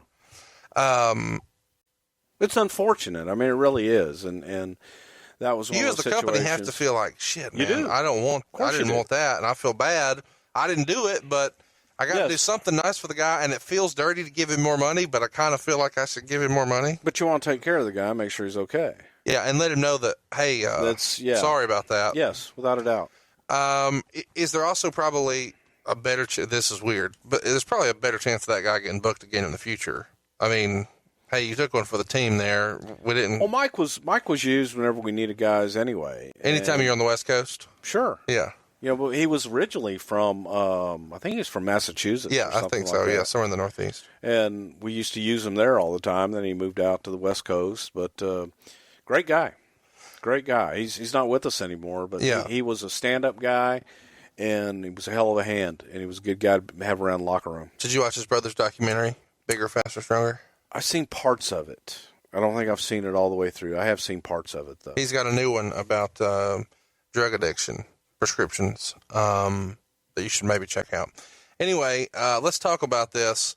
He, being Perry Saturn, had a run in the hardcore division and did some stuff on screen with Terry Runnels, recently, not recently, but also feuded for like the European title, but never really went on to do much outside of the moppy thing, I think.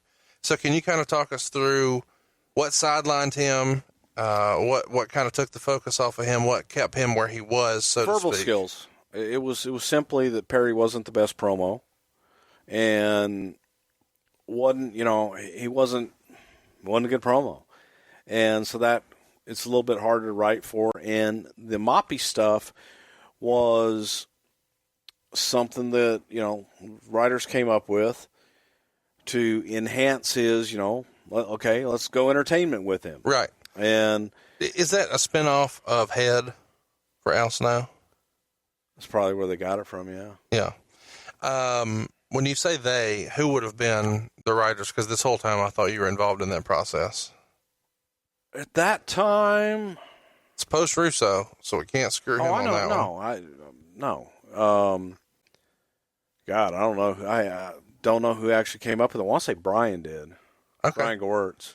Well, listen, it got over. I mean, it worked. Yeah, it was simply something to enhance Perry and give him personality where his personality in the talking segments wasn't coming through. Right. So it was like, well, give him a prop. And I want to say it was Brian that came up with that. What about the decision to pair him with Terry Runnels? Don't remember, but okay. It was probably simply a matter of circumstance that, hey, you're not doing anything. Terry needs something. Perry needs something. Let's put them together. He leaves in 2002, so he's not there very long. He tore his ACL. Did you guys let him go because he tore his ACL, or because he had substance stuff, or because it just wasn't working out? Probably just wasn't working out. All right. Now let's get to our main event. That's what everybody wants to talk about. Then we'll talk about Chris Benoit, and then we'll talk about Eddie Guerrero. And since I get to pick, I want to talk about Chris Benoit first. Go for it. So Chris Benoit starts to really get a major push with you guys pretty quickly after he comes in. He's programmed with Kurt Angle, who I still think has one of the best debuts and first few year runs in the history of the WWE. I mean, in short order, that dude was working on top and putting on really, really good matches. He winds up teaming with Chris Jericho some, and they have a really phenomenal match, and a lot of people still talk about it. It was a match where he teamed with Jericho against Triple H and Stone Cold Steve Austin. It's a match that your good friend Dave Meltzer still calls one of the best matches in the history of Raw. That's the one where Triple H tore the quad and then came back in January of 2002. Anyway. Finished the match. It finished the match, by the way, yeah. He emerges kind of quickly as being the top guy of the group.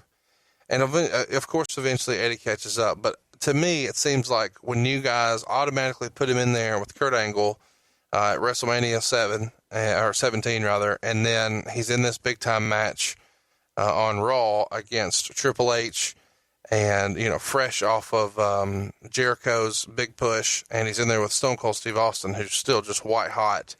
You guys decided pretty early Chris Benoit's the dude. Do you remember who backstage was kind of the driving force for him? Nobody's told me this. I'm freestyling. It feels like Pat Patterson would have loved him. I think everybody loved him. He was, he was a wrestler's wrestler, busted his ass. He was solid as hell. And he was one of those guys kind of like Bret Hart. He wasn't leaving the ring till he had his match. And he was going to tell the story.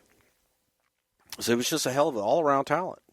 Wasn't the best on the mic, but he was great once that bell rang.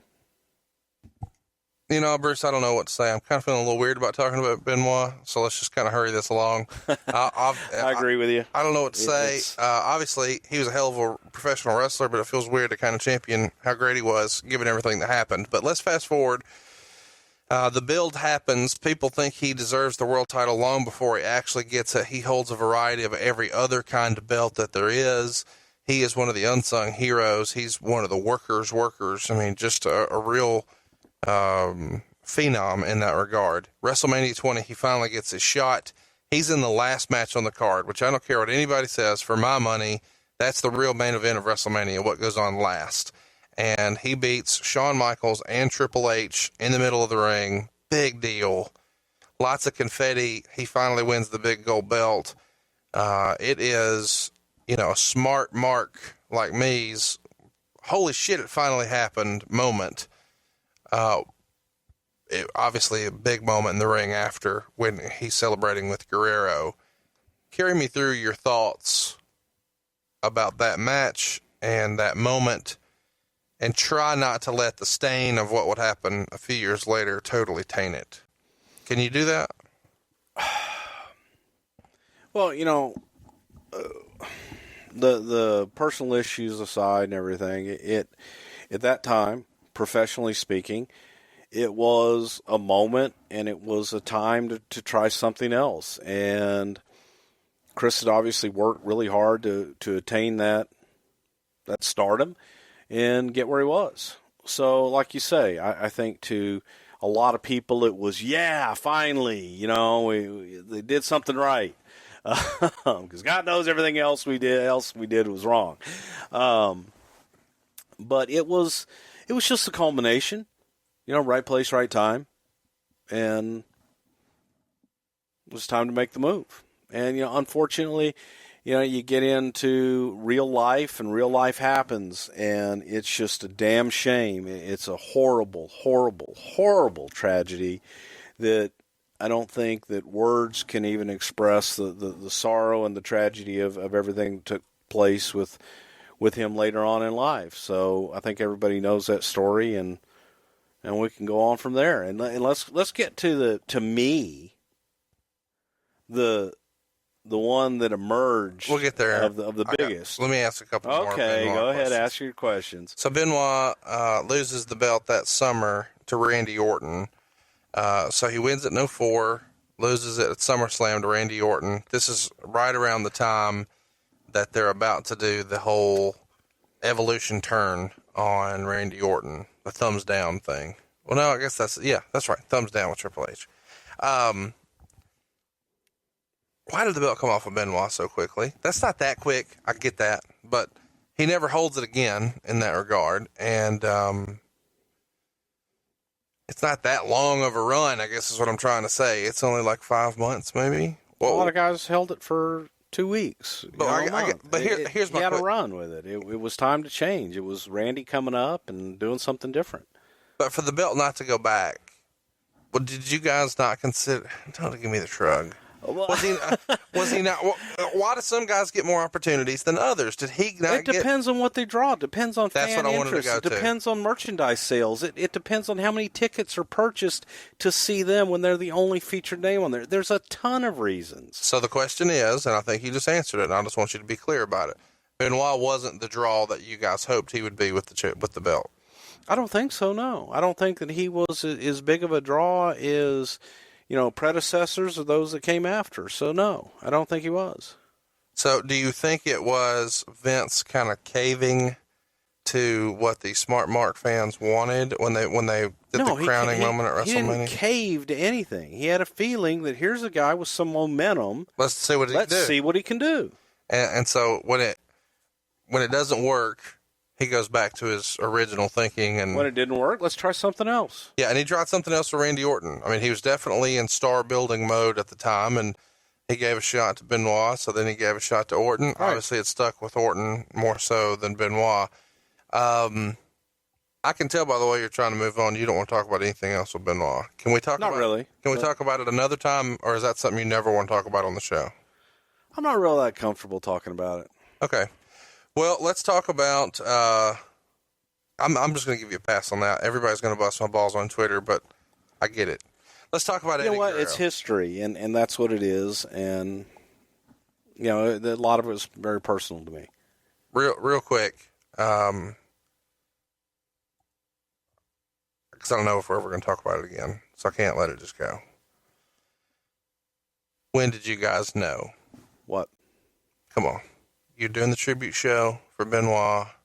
You find out the bad news. He no-shows pay-per-view. You don't know what's going on. You find out the next day something bad happened. I think you guys found out on Monday. And then somewhere in the middle of the show, you realize, oh, shit. In the last half hour of the show. Okay. Do you remember, like, when you get that call, is it just like a punch in the stomach, your heart's in your throat, what the hell? Kind of indescribable. I mean, it's, yeah, I mean, words, that's hard to put into words. But were you panicked, embarrassed? Shock. Yeah. I mean, it's just absolute shock. Yeah. You know, you're dealing with a tragedy, and then the tragedy turns to just sheer horror. Right. And the unthinkable is, you know, and frankly, didn't even have all the details other than, you know, what we did have, and it just was, yeah, just horrible. But yeah, shock. Do you think he's in the Observer Hall of Fame? Do you think he should be in that? I don't know. I don't know what the hell constitutes an Observer Hall of Fame. So, Well, but I obviously he's can't not, be in he's W- not. He'll never be in the WWE Hall. Of course not. But I mean, if there was a non-publicly traded Hall of Fame just based on the body of work, would he get in, or would that keep him out? It's hard to include someone who was capable of doing what he did. Right. You have to, I think, being human beings, having children, it's unthinkable, and it's just, if I had a vote, I would never have him a part of anything. You were friends with him before.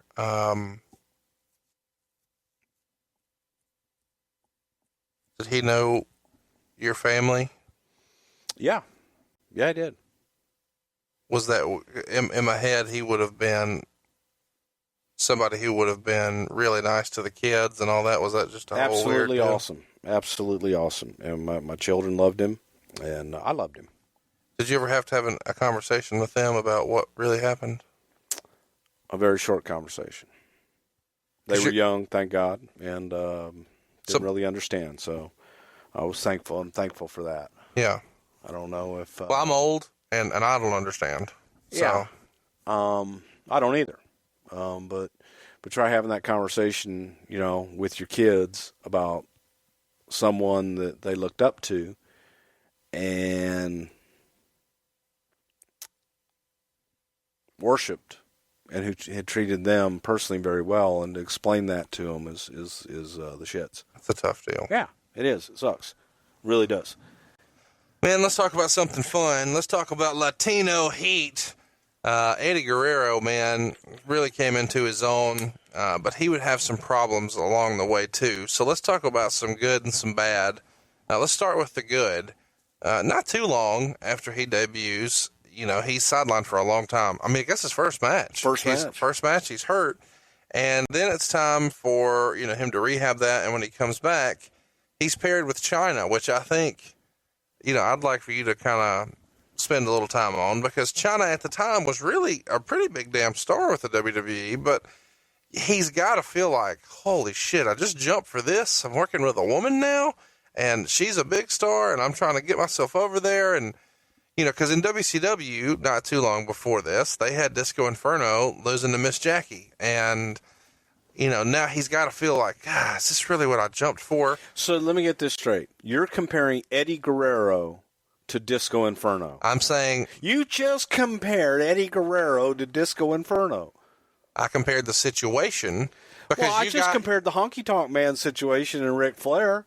Well, that's different. I'm not going to let you disparage. I'm not going to let you disparage the name of Eddie Guerrero. I'm not. But you guys programmed him with a woman who had been beating men from Jeff Jarrett on down the line. Who was one of the hottest attractions in the company. She was. But what I'm saying is, if you In know Playboy she's magazine on the cover. yes. My question is, he is going to be in second position behind Shauna. He would not be the more prominent. Okay. Glad you bring that up. I'm gonna give you Eddie Guerrero's viewpoint. So yes, I am going to give you how someone else felt about that. This isn't rumors and innuendo. This is as shared to me from Eddie. Okay. Eddie took it and said, "Hey, I'm going to make it the best I can." And went out and every single night stole the show. With Mamacita and the roses and the looks and the innuendo and the different little things, the eyes that they had at each other, they clicked. And Eddie went out and stole the show every single night and did it to prove a point, because he said everybody looked at it just like you said, that he's second banana. And he went out to show that, hey, it's a package and that Eddie Guerrero can do anything. And that's how he looked at it, and that's how he did it. And I think that a lot of people, you talk about the box of gimmicks. So when we were sitting there and we reached into the box of gimmicks and we pulled out and we said, hey, let's have a Mexican guy with a big jacked up girl.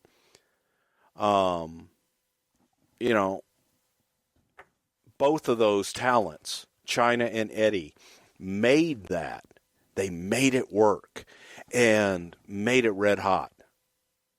And it was some of the most entertaining stuff on the program at the time, because of the attitude Eddie had, because of the attitude China had.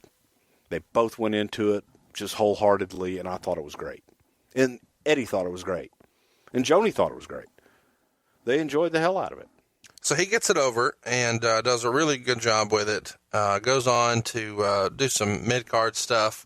I'm glossing over some stuff. We'll probably spend more time on Eddie another time, but I want to get to some bad and then some much better. He develops a painkiller addiction. I believe he wrecked his car driving a crazy speed on New Year's Eve 1999, back when he's with WCW. Supposedly, rumors and innuendo would lead you to believe he developed a painkiller problem and was sent to rehab by you guys in 2001, and then comes back and gets arrested for DUI in November of that year, and then is cut loose. Do you remember what all happened then and kind of how that was shaken out? Yeah, Eddie showed up to a television taping, messed up on pills.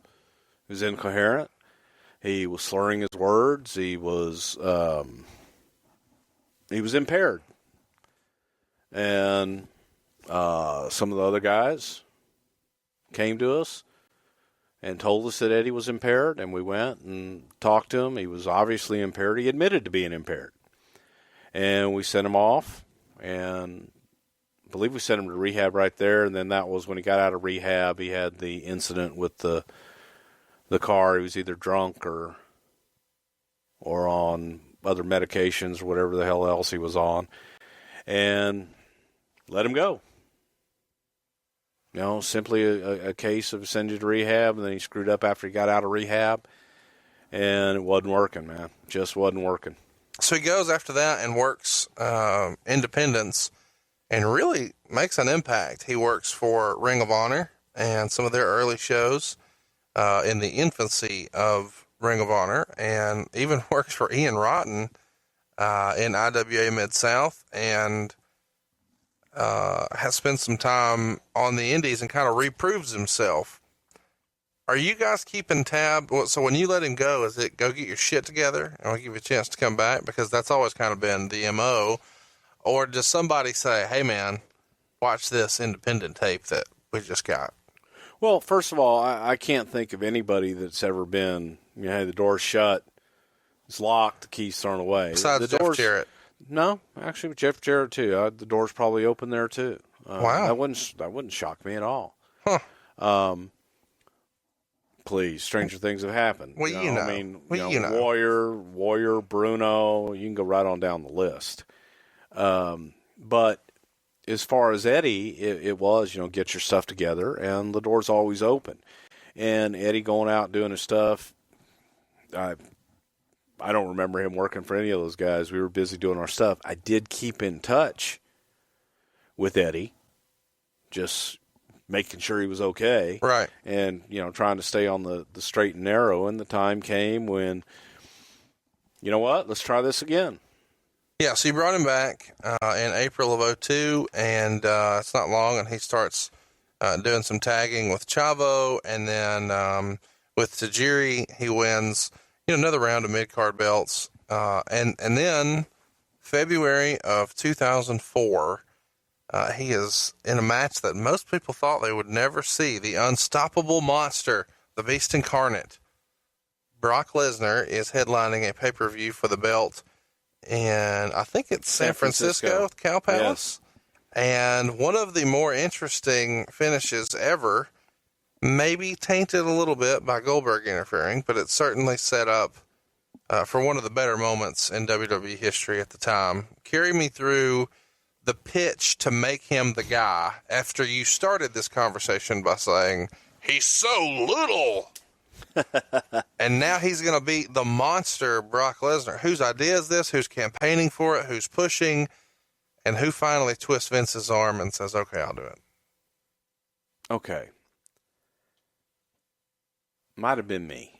I am, and I was, and I am to this day. I was a huge Eddie Guerrero fan.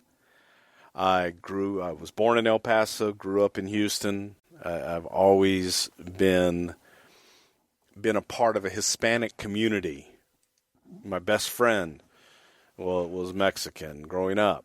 And, it's a different culture. But I was raised in it. Right. So I understood that culture. And I was in El Paso. Eddie's father, Gory, was the promoter. And it just, I was friends with his brother Chavo for years and years. And Chavo and my brother were best of friends. And Hector is his brother. Good friends. I love the Guerrero family, man. First family of wrestling. And it was, here's this guy that's smaller, the smallest guy on the card, if you will. But like I said before, the biggest heart, the most fire, the biggest personality. And there was always a push for, well, let's do something for the Hispanic community. Well, Eddie was a star. He happened to be Hispanic. Right. And it was a way to push it to say, well, hey, we got a Hispanic star. This guy can do great for the Hispanic community, knowing all along that Eddie was just a great star for every community. Yeah. And I think everybody thought I was crazy. I think everybody thought that Vince would puke it up and not, not be behind it at all because he's so tiny. But Vince tried it on and bought into it. And then, after a while, it was almost as if, it was Vince and I that were the ones championing it to everyone else. And I saw there was something special about Eddie Guerrero. That he was a very unique personality. And he was larger than life. And it was like, if you're going to do this, let's do it on the West Coast. Let's do it in a Hispanic community. Let's do it in San Diego. Let's do it in San Francisco. Someplace where that community is going to have someone to rally behind. And happened to be San Francisco was coming up. Brock was leaving. Why not? So Vince was willing to roll those dice and take the gamble on Eddie Guerrero, and we did, and I dare say that it worked out pretty good. But then, from there, you get into what cemented, two careers were really made right after that. Because you have Eddie Guerrero as a champion, and he's a babyface champion, and at the same time, we've got John Layfield. We're doing, the brand split and all this stuff, and we've got these guys coming up, and we're trying to come up with something for Layfield. Layfield and Ron Simmons were splitting up as a tag team. Came up with the JBL character. Phenomenal. One of the most underrated characters in the history of wrestling. So the idea behind the JBL character was John Layfield in real life was also a successful investment banker, great with stocks and done very well with his money, and smart as a whip. He's the kind of guy that gets up 4 o'clock in the morning and reads every newspaper that there is and is got a great education, reads up, knows everything there is to know about whatever it is he's studying. History guy. And at the time, George Bush was, going, you see him down on the border in his little windbreaker and everything, and people were viewing George Bush as this heel. And we thought, well, hell, Layfield's the real deal. I mean, that's, if Bush were about, a foot taller and all, about another 150 pounds heavier, he'd be John Layfield. Right. And so we just churned the volume up on John, and we got him out there. And so we have this JBL character coming along, is this nasty heel. Who better to pick on than the border between Texas and Mexico? Right. And you got Eddie Guerrero, who's Hispanic, and it was just a match made in heaven. And they complemented each other well. Here's this big, brash, bullying Texan, loudmouth Texan in Layfield, and then you got the smaller Mighty Mouse Eddie Guerrero fighting from underneath, who's the champion that everybody can identify with, who happens to be Hispanic. And it just, it made Eddie, solidified Eddie is the top guy, and made a hell of a heel in Layfield in the process. That match they had at Judgment Day 04, where it was just a bloodbath. Will we ever see a match like that in WWE ever again? God, I hope not. You didn't enjoy it? I didn't enjoy it for the, I'm weird about stuff like that. They beat the hell out of each other. I loved it. And I'm sure you did. But I was empathizing with the chair shots and things of that nature. And after the fact, Eddie was out of it, and Eddie lost a lot of blood. We had to take Eddie to the hospital that night. And it was just... See, I don't see all that. I get that. It was crazy. So, you're back there, but the crazy thing is they're back there, and Eddie is kind of going in and out, and they've got him hooked up to IVs. We had to call in the EMTs. They've got him hooked up to IVs, and he's coming in and out of consciousness.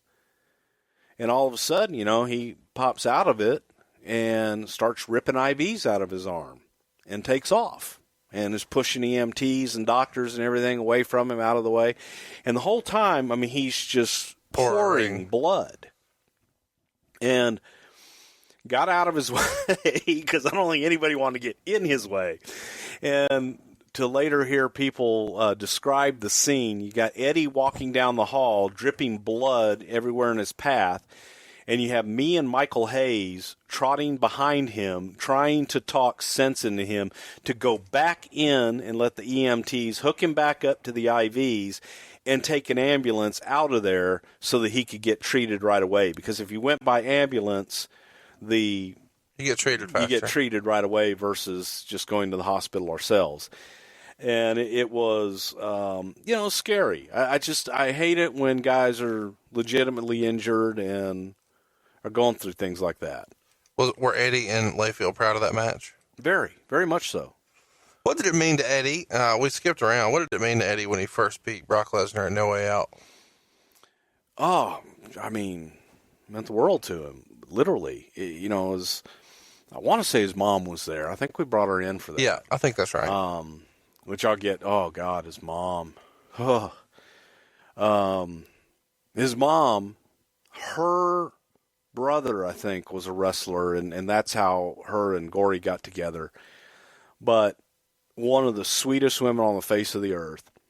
And after Eddie won the title and we did the thing with Bradshaw, we were going to do an angle in El Paso on Mother's Day in El Paso, Texas, where the Guerreros were born, where they promoted the town. And Eddie's going to give his mom roses and everything before the match with Layfield in the ring. Great. I love this. And we get in the ring, and we've gone through the whole thing, and she's going to feign a heart attack, and we've got EMTs and everything there. We actually have her personal physician, her real-life personal physician there. Wow. Okay? And we get in the ring, and she's doing her thing, and Layfield's doing his thing, and Layfield's supposed to grab the flowers from Mrs. Guerrero, and she was to feign a heart attack. Layfield does his part. She does her part. She's down, and she was so nervous before she went in the ring. And Eddie's down around her, and we're all going down with the EMTs and the ambulance people. And in the middle of the thing, Eddie is screaming at me. Now, I'm there. I'm shooting this for TV purposes. Yes, I'm just there to shoot it. I'm not there to be a part of it, to be on camera in any way, shape, or form. And Eddie's yelling at me, and he's yelling at her personal physician and saying, something's not right. It's not right. His mom had a damn heart attack. What? For real? For real. So we're doing the feigning heart. We're all working. We're working around this whole damn thing. She's having a damn heart attack, and we've got to get her out of there for real now and get her back and get her taken care of. Eddie wants to fight and beat everybody up. Chavo Sr., Chavo Jr.'s dad, is in the back. You know, he's the older brother, and he's making smart-ass comments and what have you. And Eddie's pissed because Mama's not doing real well right now. Her heart rate is through the roof, and the doctor's like going, oh, shit. And, you know, but we walked through this. You know, everybody else is working. Oh, it's part of the show. This is all okay. It's part of the show. And it wasn't part of the show. Wow. So we got her the hell out of there, and she had a mild episode, thank God. But you know, it's where life imitates art, and knock on wood, you know, thank God she was okay. But it was a tense few minutes when art imitated life, or life imitated art, and it's like, oh shit. And Eddie was pissed off and hated me and hated his brother Chavo. Hated me for suggesting the angle in the first place. But it was Mother's Day in El Paso. Yeah. And it was perfect. You told me a story. She was a worker. I mean, she was a worker. Right. And she was so excited and didn't want to screw up. And she just got overexcited and overexerted. She lied. She cheated. She stole. Bless her little heart. Carry me through. You kind of told me a story once upon a time about maybe Vince was nervous about the way some shows were drawing in Texas. Oof, yeah. Can you share that story with everybody? That was El Paso, too. We did TV there. We did a SmackDown, which was on a Tuesday night. And the border towns in particular, they're walk-up towns. For those of you that don't know what a walk-up town is we would always call a walk-up town where you sold 80-90% of your gate that day. The people walk up, they don't buy their tickets in advance, they buy their tickets that day. How nervous does that make a promoter? Very. Unless you're used to it. Well, you know, you get these weekly reports of every single day, you know, how many tickets were sold every day in every market. So you monitor these things, especially television tapings, to see how tickets are selling, whether or not the event is selling well or not. Does that report show you what it was last year? It shows you all the former. So, like, you know, businesses want to know, hey, what were we doing this time last year? Exactly. So what were we doing the last time we were in El Paso? Right. Okay. Yeah. And we are looking at El Paso, and El Paso is in the toilet. I mean, we're just not selling tickets. And Eddie's the champion. Eddie's on top. Give me an idea when you say not selling tickets. I know you don't remember, just freestyle. Oh, less than 1,000 tickets. Holy shit. Okay. Yeah. And, people are getting nervous. Oh, my God, we got to do all this extra promotion. We got to do this. We got to do that. We got to do this. We got to do that. We need this. And I remember going, man, it's El Paso. They're going to come. They'll be there. It's Eddie's homecoming. They're going to be there. I promise you. And it was one of those, please just trust me. We don't have to spend all this extra money to do any extra advertising. They'll be there the day of. God damn it, pal. I don't, work on promises and trust me's. I work on how many tickets are sold. And we did, all the promotion and everything, but they still just weren't coming. And we didn't have a great advance that day. And I'll be damned. They came. They bought their tickets that night. They sold it out, and we turned away thousands.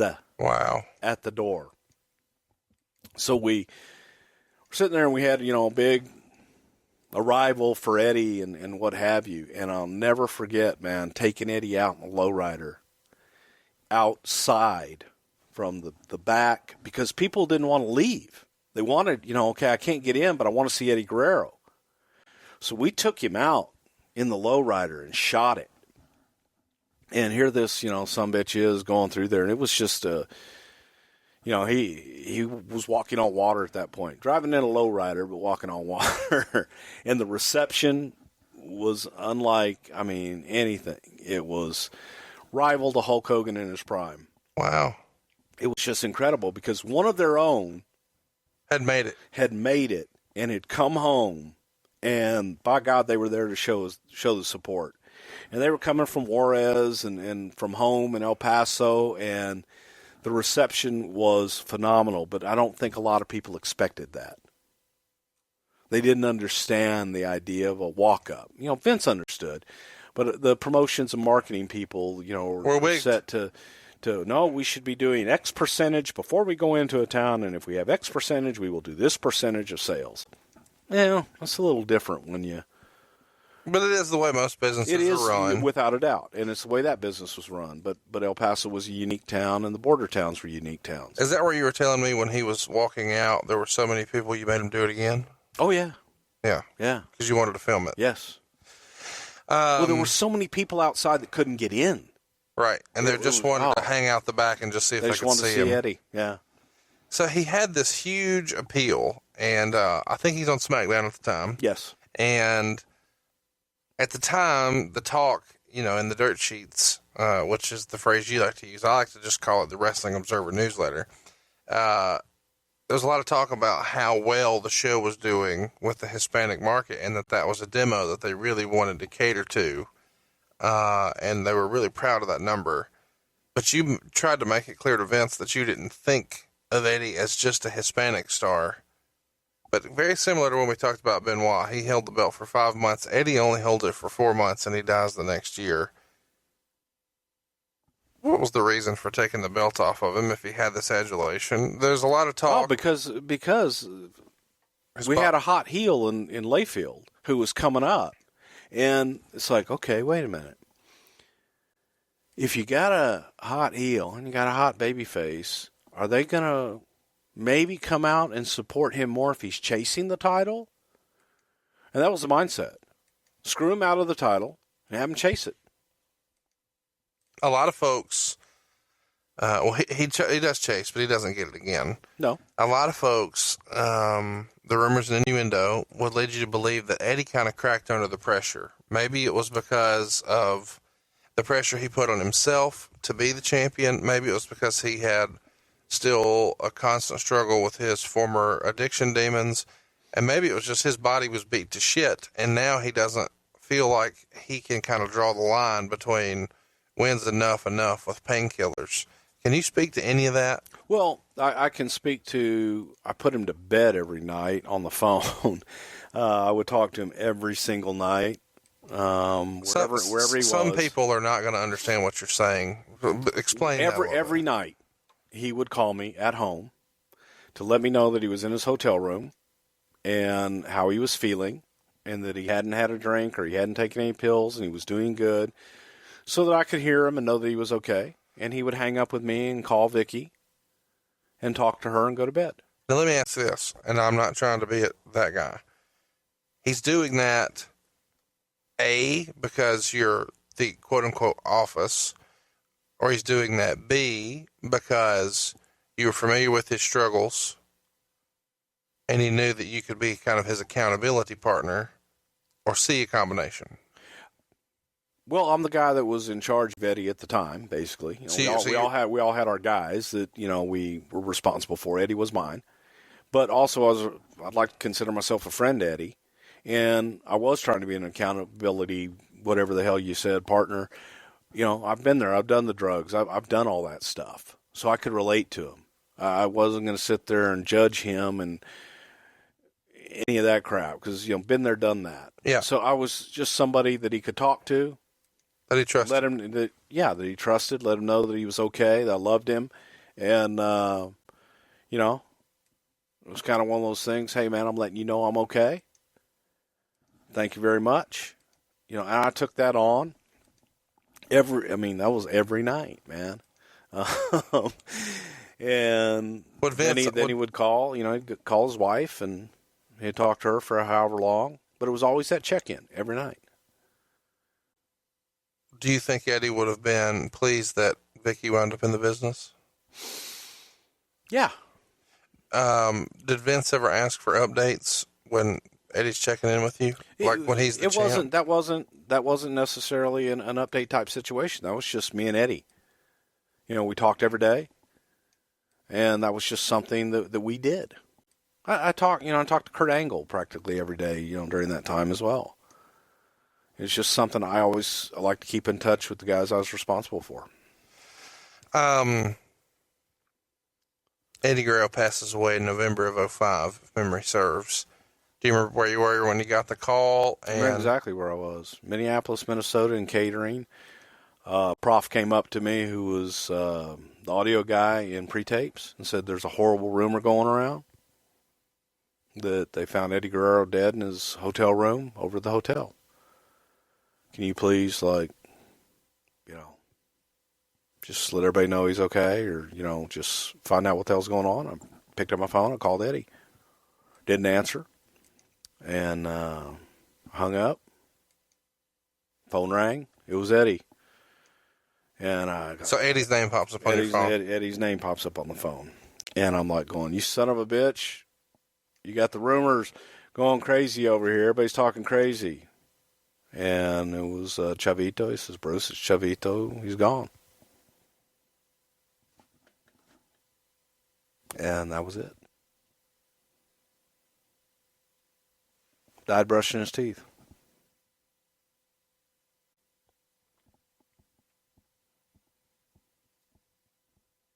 I'm sorry. Yeah, it sucked. And, yeah. That one was a hard one. That one was really difficult. Eddie was a friend. Great guy. Hell of a talent.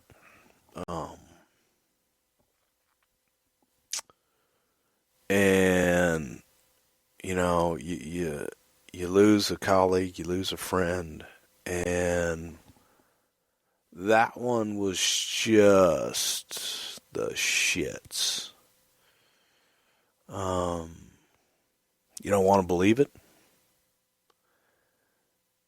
And it was, man, it happened. It was over. It's gone. It's like, shit.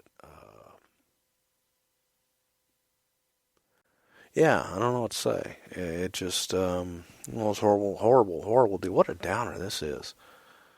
Yeah, I didn't mean to end on a bad note. But, I look at it like, knowing Eddie, I'm going to tell you, okay, let's flip backwards. One of Eddie's last pay-per-views was in Houston against Batista, and I'm sitting in the crowd. And Batista was a champion. And Eddie and Batista are nose to nose in the ring, and I'm sitting in the hard camera section. There's guys behind me, and these two guys talking, and one guy says, the other guy says, so You mean to tell me that little guy was the heavyweight champion?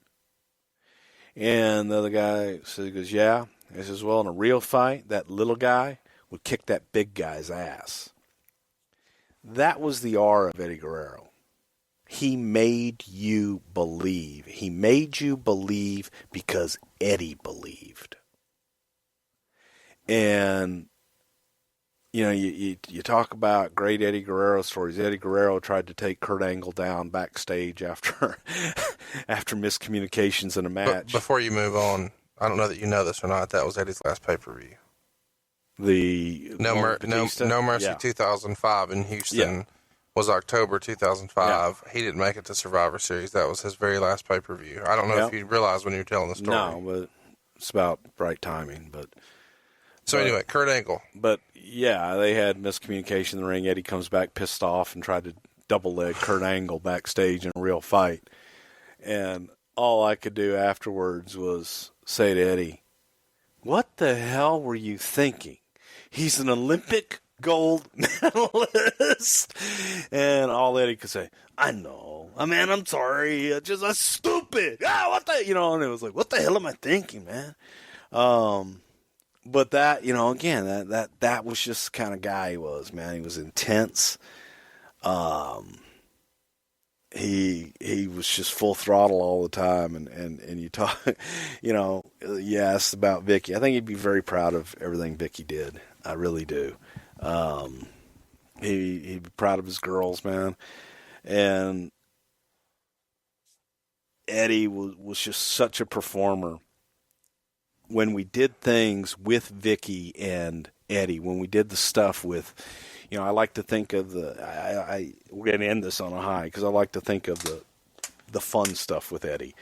That when we went out and did vignettes with Rey Mysterio's son Dominic, and what a silly deal that was! Oh my God, it was just crazy. But that all came from sitting in a powwow with Eddie and with Ray and with Vicky and coming up with what ifs, crazy stuff. And whose idea was custody of Dominic ladder match?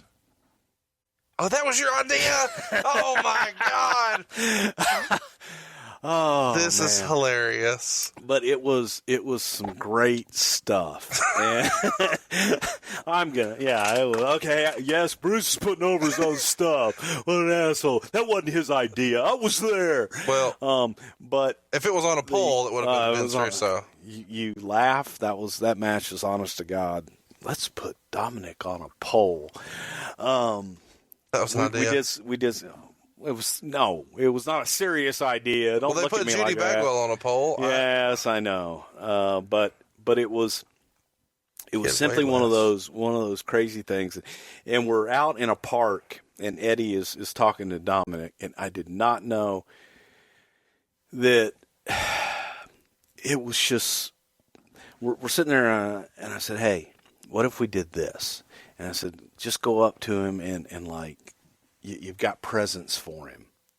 And we had a bunch of candy from the services, catering for shoots. Yeah. You go out there, always got like coffee and Cokes, and there's always candy. Yeah. And so Eddie had grabbed a bunch of candy, and he's like, hey, Dominic, want some candy? And I remember watching it live when we're shooting it going, oh my God, that is the creepiest shit I've ever heard. It's awesome. And we aired it. Here's Eddie Guerrero pulling candy at, hey, little boy, you want some candy? And it was great. It was just it was on the edge, but there was a lot of, Eddie's book had come out. It had talked about, the child he had out of wedlock in his book when he and Vicky were separated, and there was a lot of room to play there. Yeah. And hats off to Ray and his family for going through with it. And I prefaced it with, this is real life. Right. This is entertainment. But real life is that you guys are married and Dominic is a child here who has to go to school and put up with this. So I understand if you don't want to do it. Right. Because you can't discount the real life of these people. And Dominic's not a performer. His wife wasn't a performer. But they did great. And that was some of the most fun of Eddie trying to lure Dominic and try to claim that Dominic was his son. And yeah, I had a lot of fun working with Eddie. He was a class act and one of my best friends in the business. We've had a lot of fun talking about Eddie. I'm sure we'll have another show about him at some point, but let's kind of briefly run through and put a bow on this episode. We've ran really long, but it was great content. I appreciate you being so candid with us. I didn't mean to linger on something. Some of that stuff's hard, man. It's real life, and it's not. I'm not talking about people that I just am reporting on. I'm talking about guys that were my friends, right? That we've lost, people we've lost, and that's tough because it's in our business. You're around those guys more than you are your own family a lot of times, right? And so they are family, and it just it's tough. So a lot of people would say, talking about the Radicalz, it feels weird to talk about wrestling when you're talking about real life, but let's try to finish this up. A lot of people would say that this was kind of the death blow for WCW, that so many of the guys want to leave and that so many leave at once, and that WCW never really recovers. And had everything turned the way maybe they wanted to, Sullivan takes over, Benoit's got the belt, it's a new era for WCW, they're going to try to do things different, they're going to have some new guys carrying the strap, but then they all leave. A lot of people would say that's like the nail in the coffin for WCW. Did you see that at the time, looking back? Because they went out of business roughly a year later. Would you see? Maybe hindsight being 20/20. That may have been the last blow. But it felt like a big coup to get these guys from WCW at the time. True or false? Yeah, getting 4 great talent. Of those 4 great talent, obviously because of the circumstances, Benoit's never going in the Hall of Fame. Eddie went in 2006. Any chance you see Malenko or Saturn ever getting their shake at the Hall of Fame? I could see Dean. Just because of his longevity. Because of his longevity. And Dean's contributed an awful lot behind the scenes as well. Dean's dad, Boris Malenko, if there was ever a guy for the Hall of Fame, one of the greatest, all-time greatest heels ever to lace up a pair of boots, Boris Maximilian and Vince Malenko. So yeah, Dean's maybe a possibility. You never know. Anything else you want to cover on the Radicalz, or why Shane Douglas or Conan never got a shot, or anything else? No, it's timing, and at that time and place, it's just the way things worked out. Is this the biggest exodus from one company to another at the same time without a buyout that you recall? That I can recall, yeah. Looking back, how different do you think the WWE would have been had Eddie Guerrero and Chris Benoit not jumped? What was the question? Let's say they stay with WCW. Yeah. Let's say none of the jump happens. Anything change? Does everybody still get there eventually? I think so. How different do you think wrestling would have been? What would we have expected from Eddie Guerrero had he not passed away in 2005? Oh, God, Eddie's one of those performers, no matter what he did, at any time, he stole the show. He was always on. Do you think he'd be in the conversation with Shawn Michaels? Without a doubt. I think Eddie's in the conversation with Shawn Michaels anyway. Where do you rank Eddie all time? Top 10. Okay. I can't argue that. And I can't argue that you were really candid in this one, and I appreciate you being so. We don't mean to be a downer, but we did cover some folks who passed away who were friends of yours, and I appreciate you kind of sharing that side, because it's not something that people really talk about, and I appreciate that you did today. And if you want to shape the show next week, we will pick up on something that maybe doesn't have the downside that this one did. Yeah, let's pick something happy. Come on, let's talk about stupid gimmicks, the Box-O gimmicks. You've got all kinds of ideas and choices. We're actually looking for your nominations, man. Tweet us over the weekend, #LoveToKnow. And if you're doing that at Prichard Show, we're going to find it. And the ones that get the most hype on Twitter, they're going to make the poll this week. It's this coming Monday. Don't forget, check out at Prichard Show and vote for next week's topic. It's the only wrestling podcast I know where you get to pick the content, and you get to pick this coming Monday. Don't miss it, at Prichard Show. Of course, you can follow Bruce online at Bruce Prichard. I am at Hey, it's Conrad. Anything else we need to say before we wrap this one up? Rock on.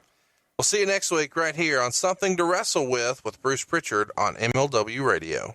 The world of MLW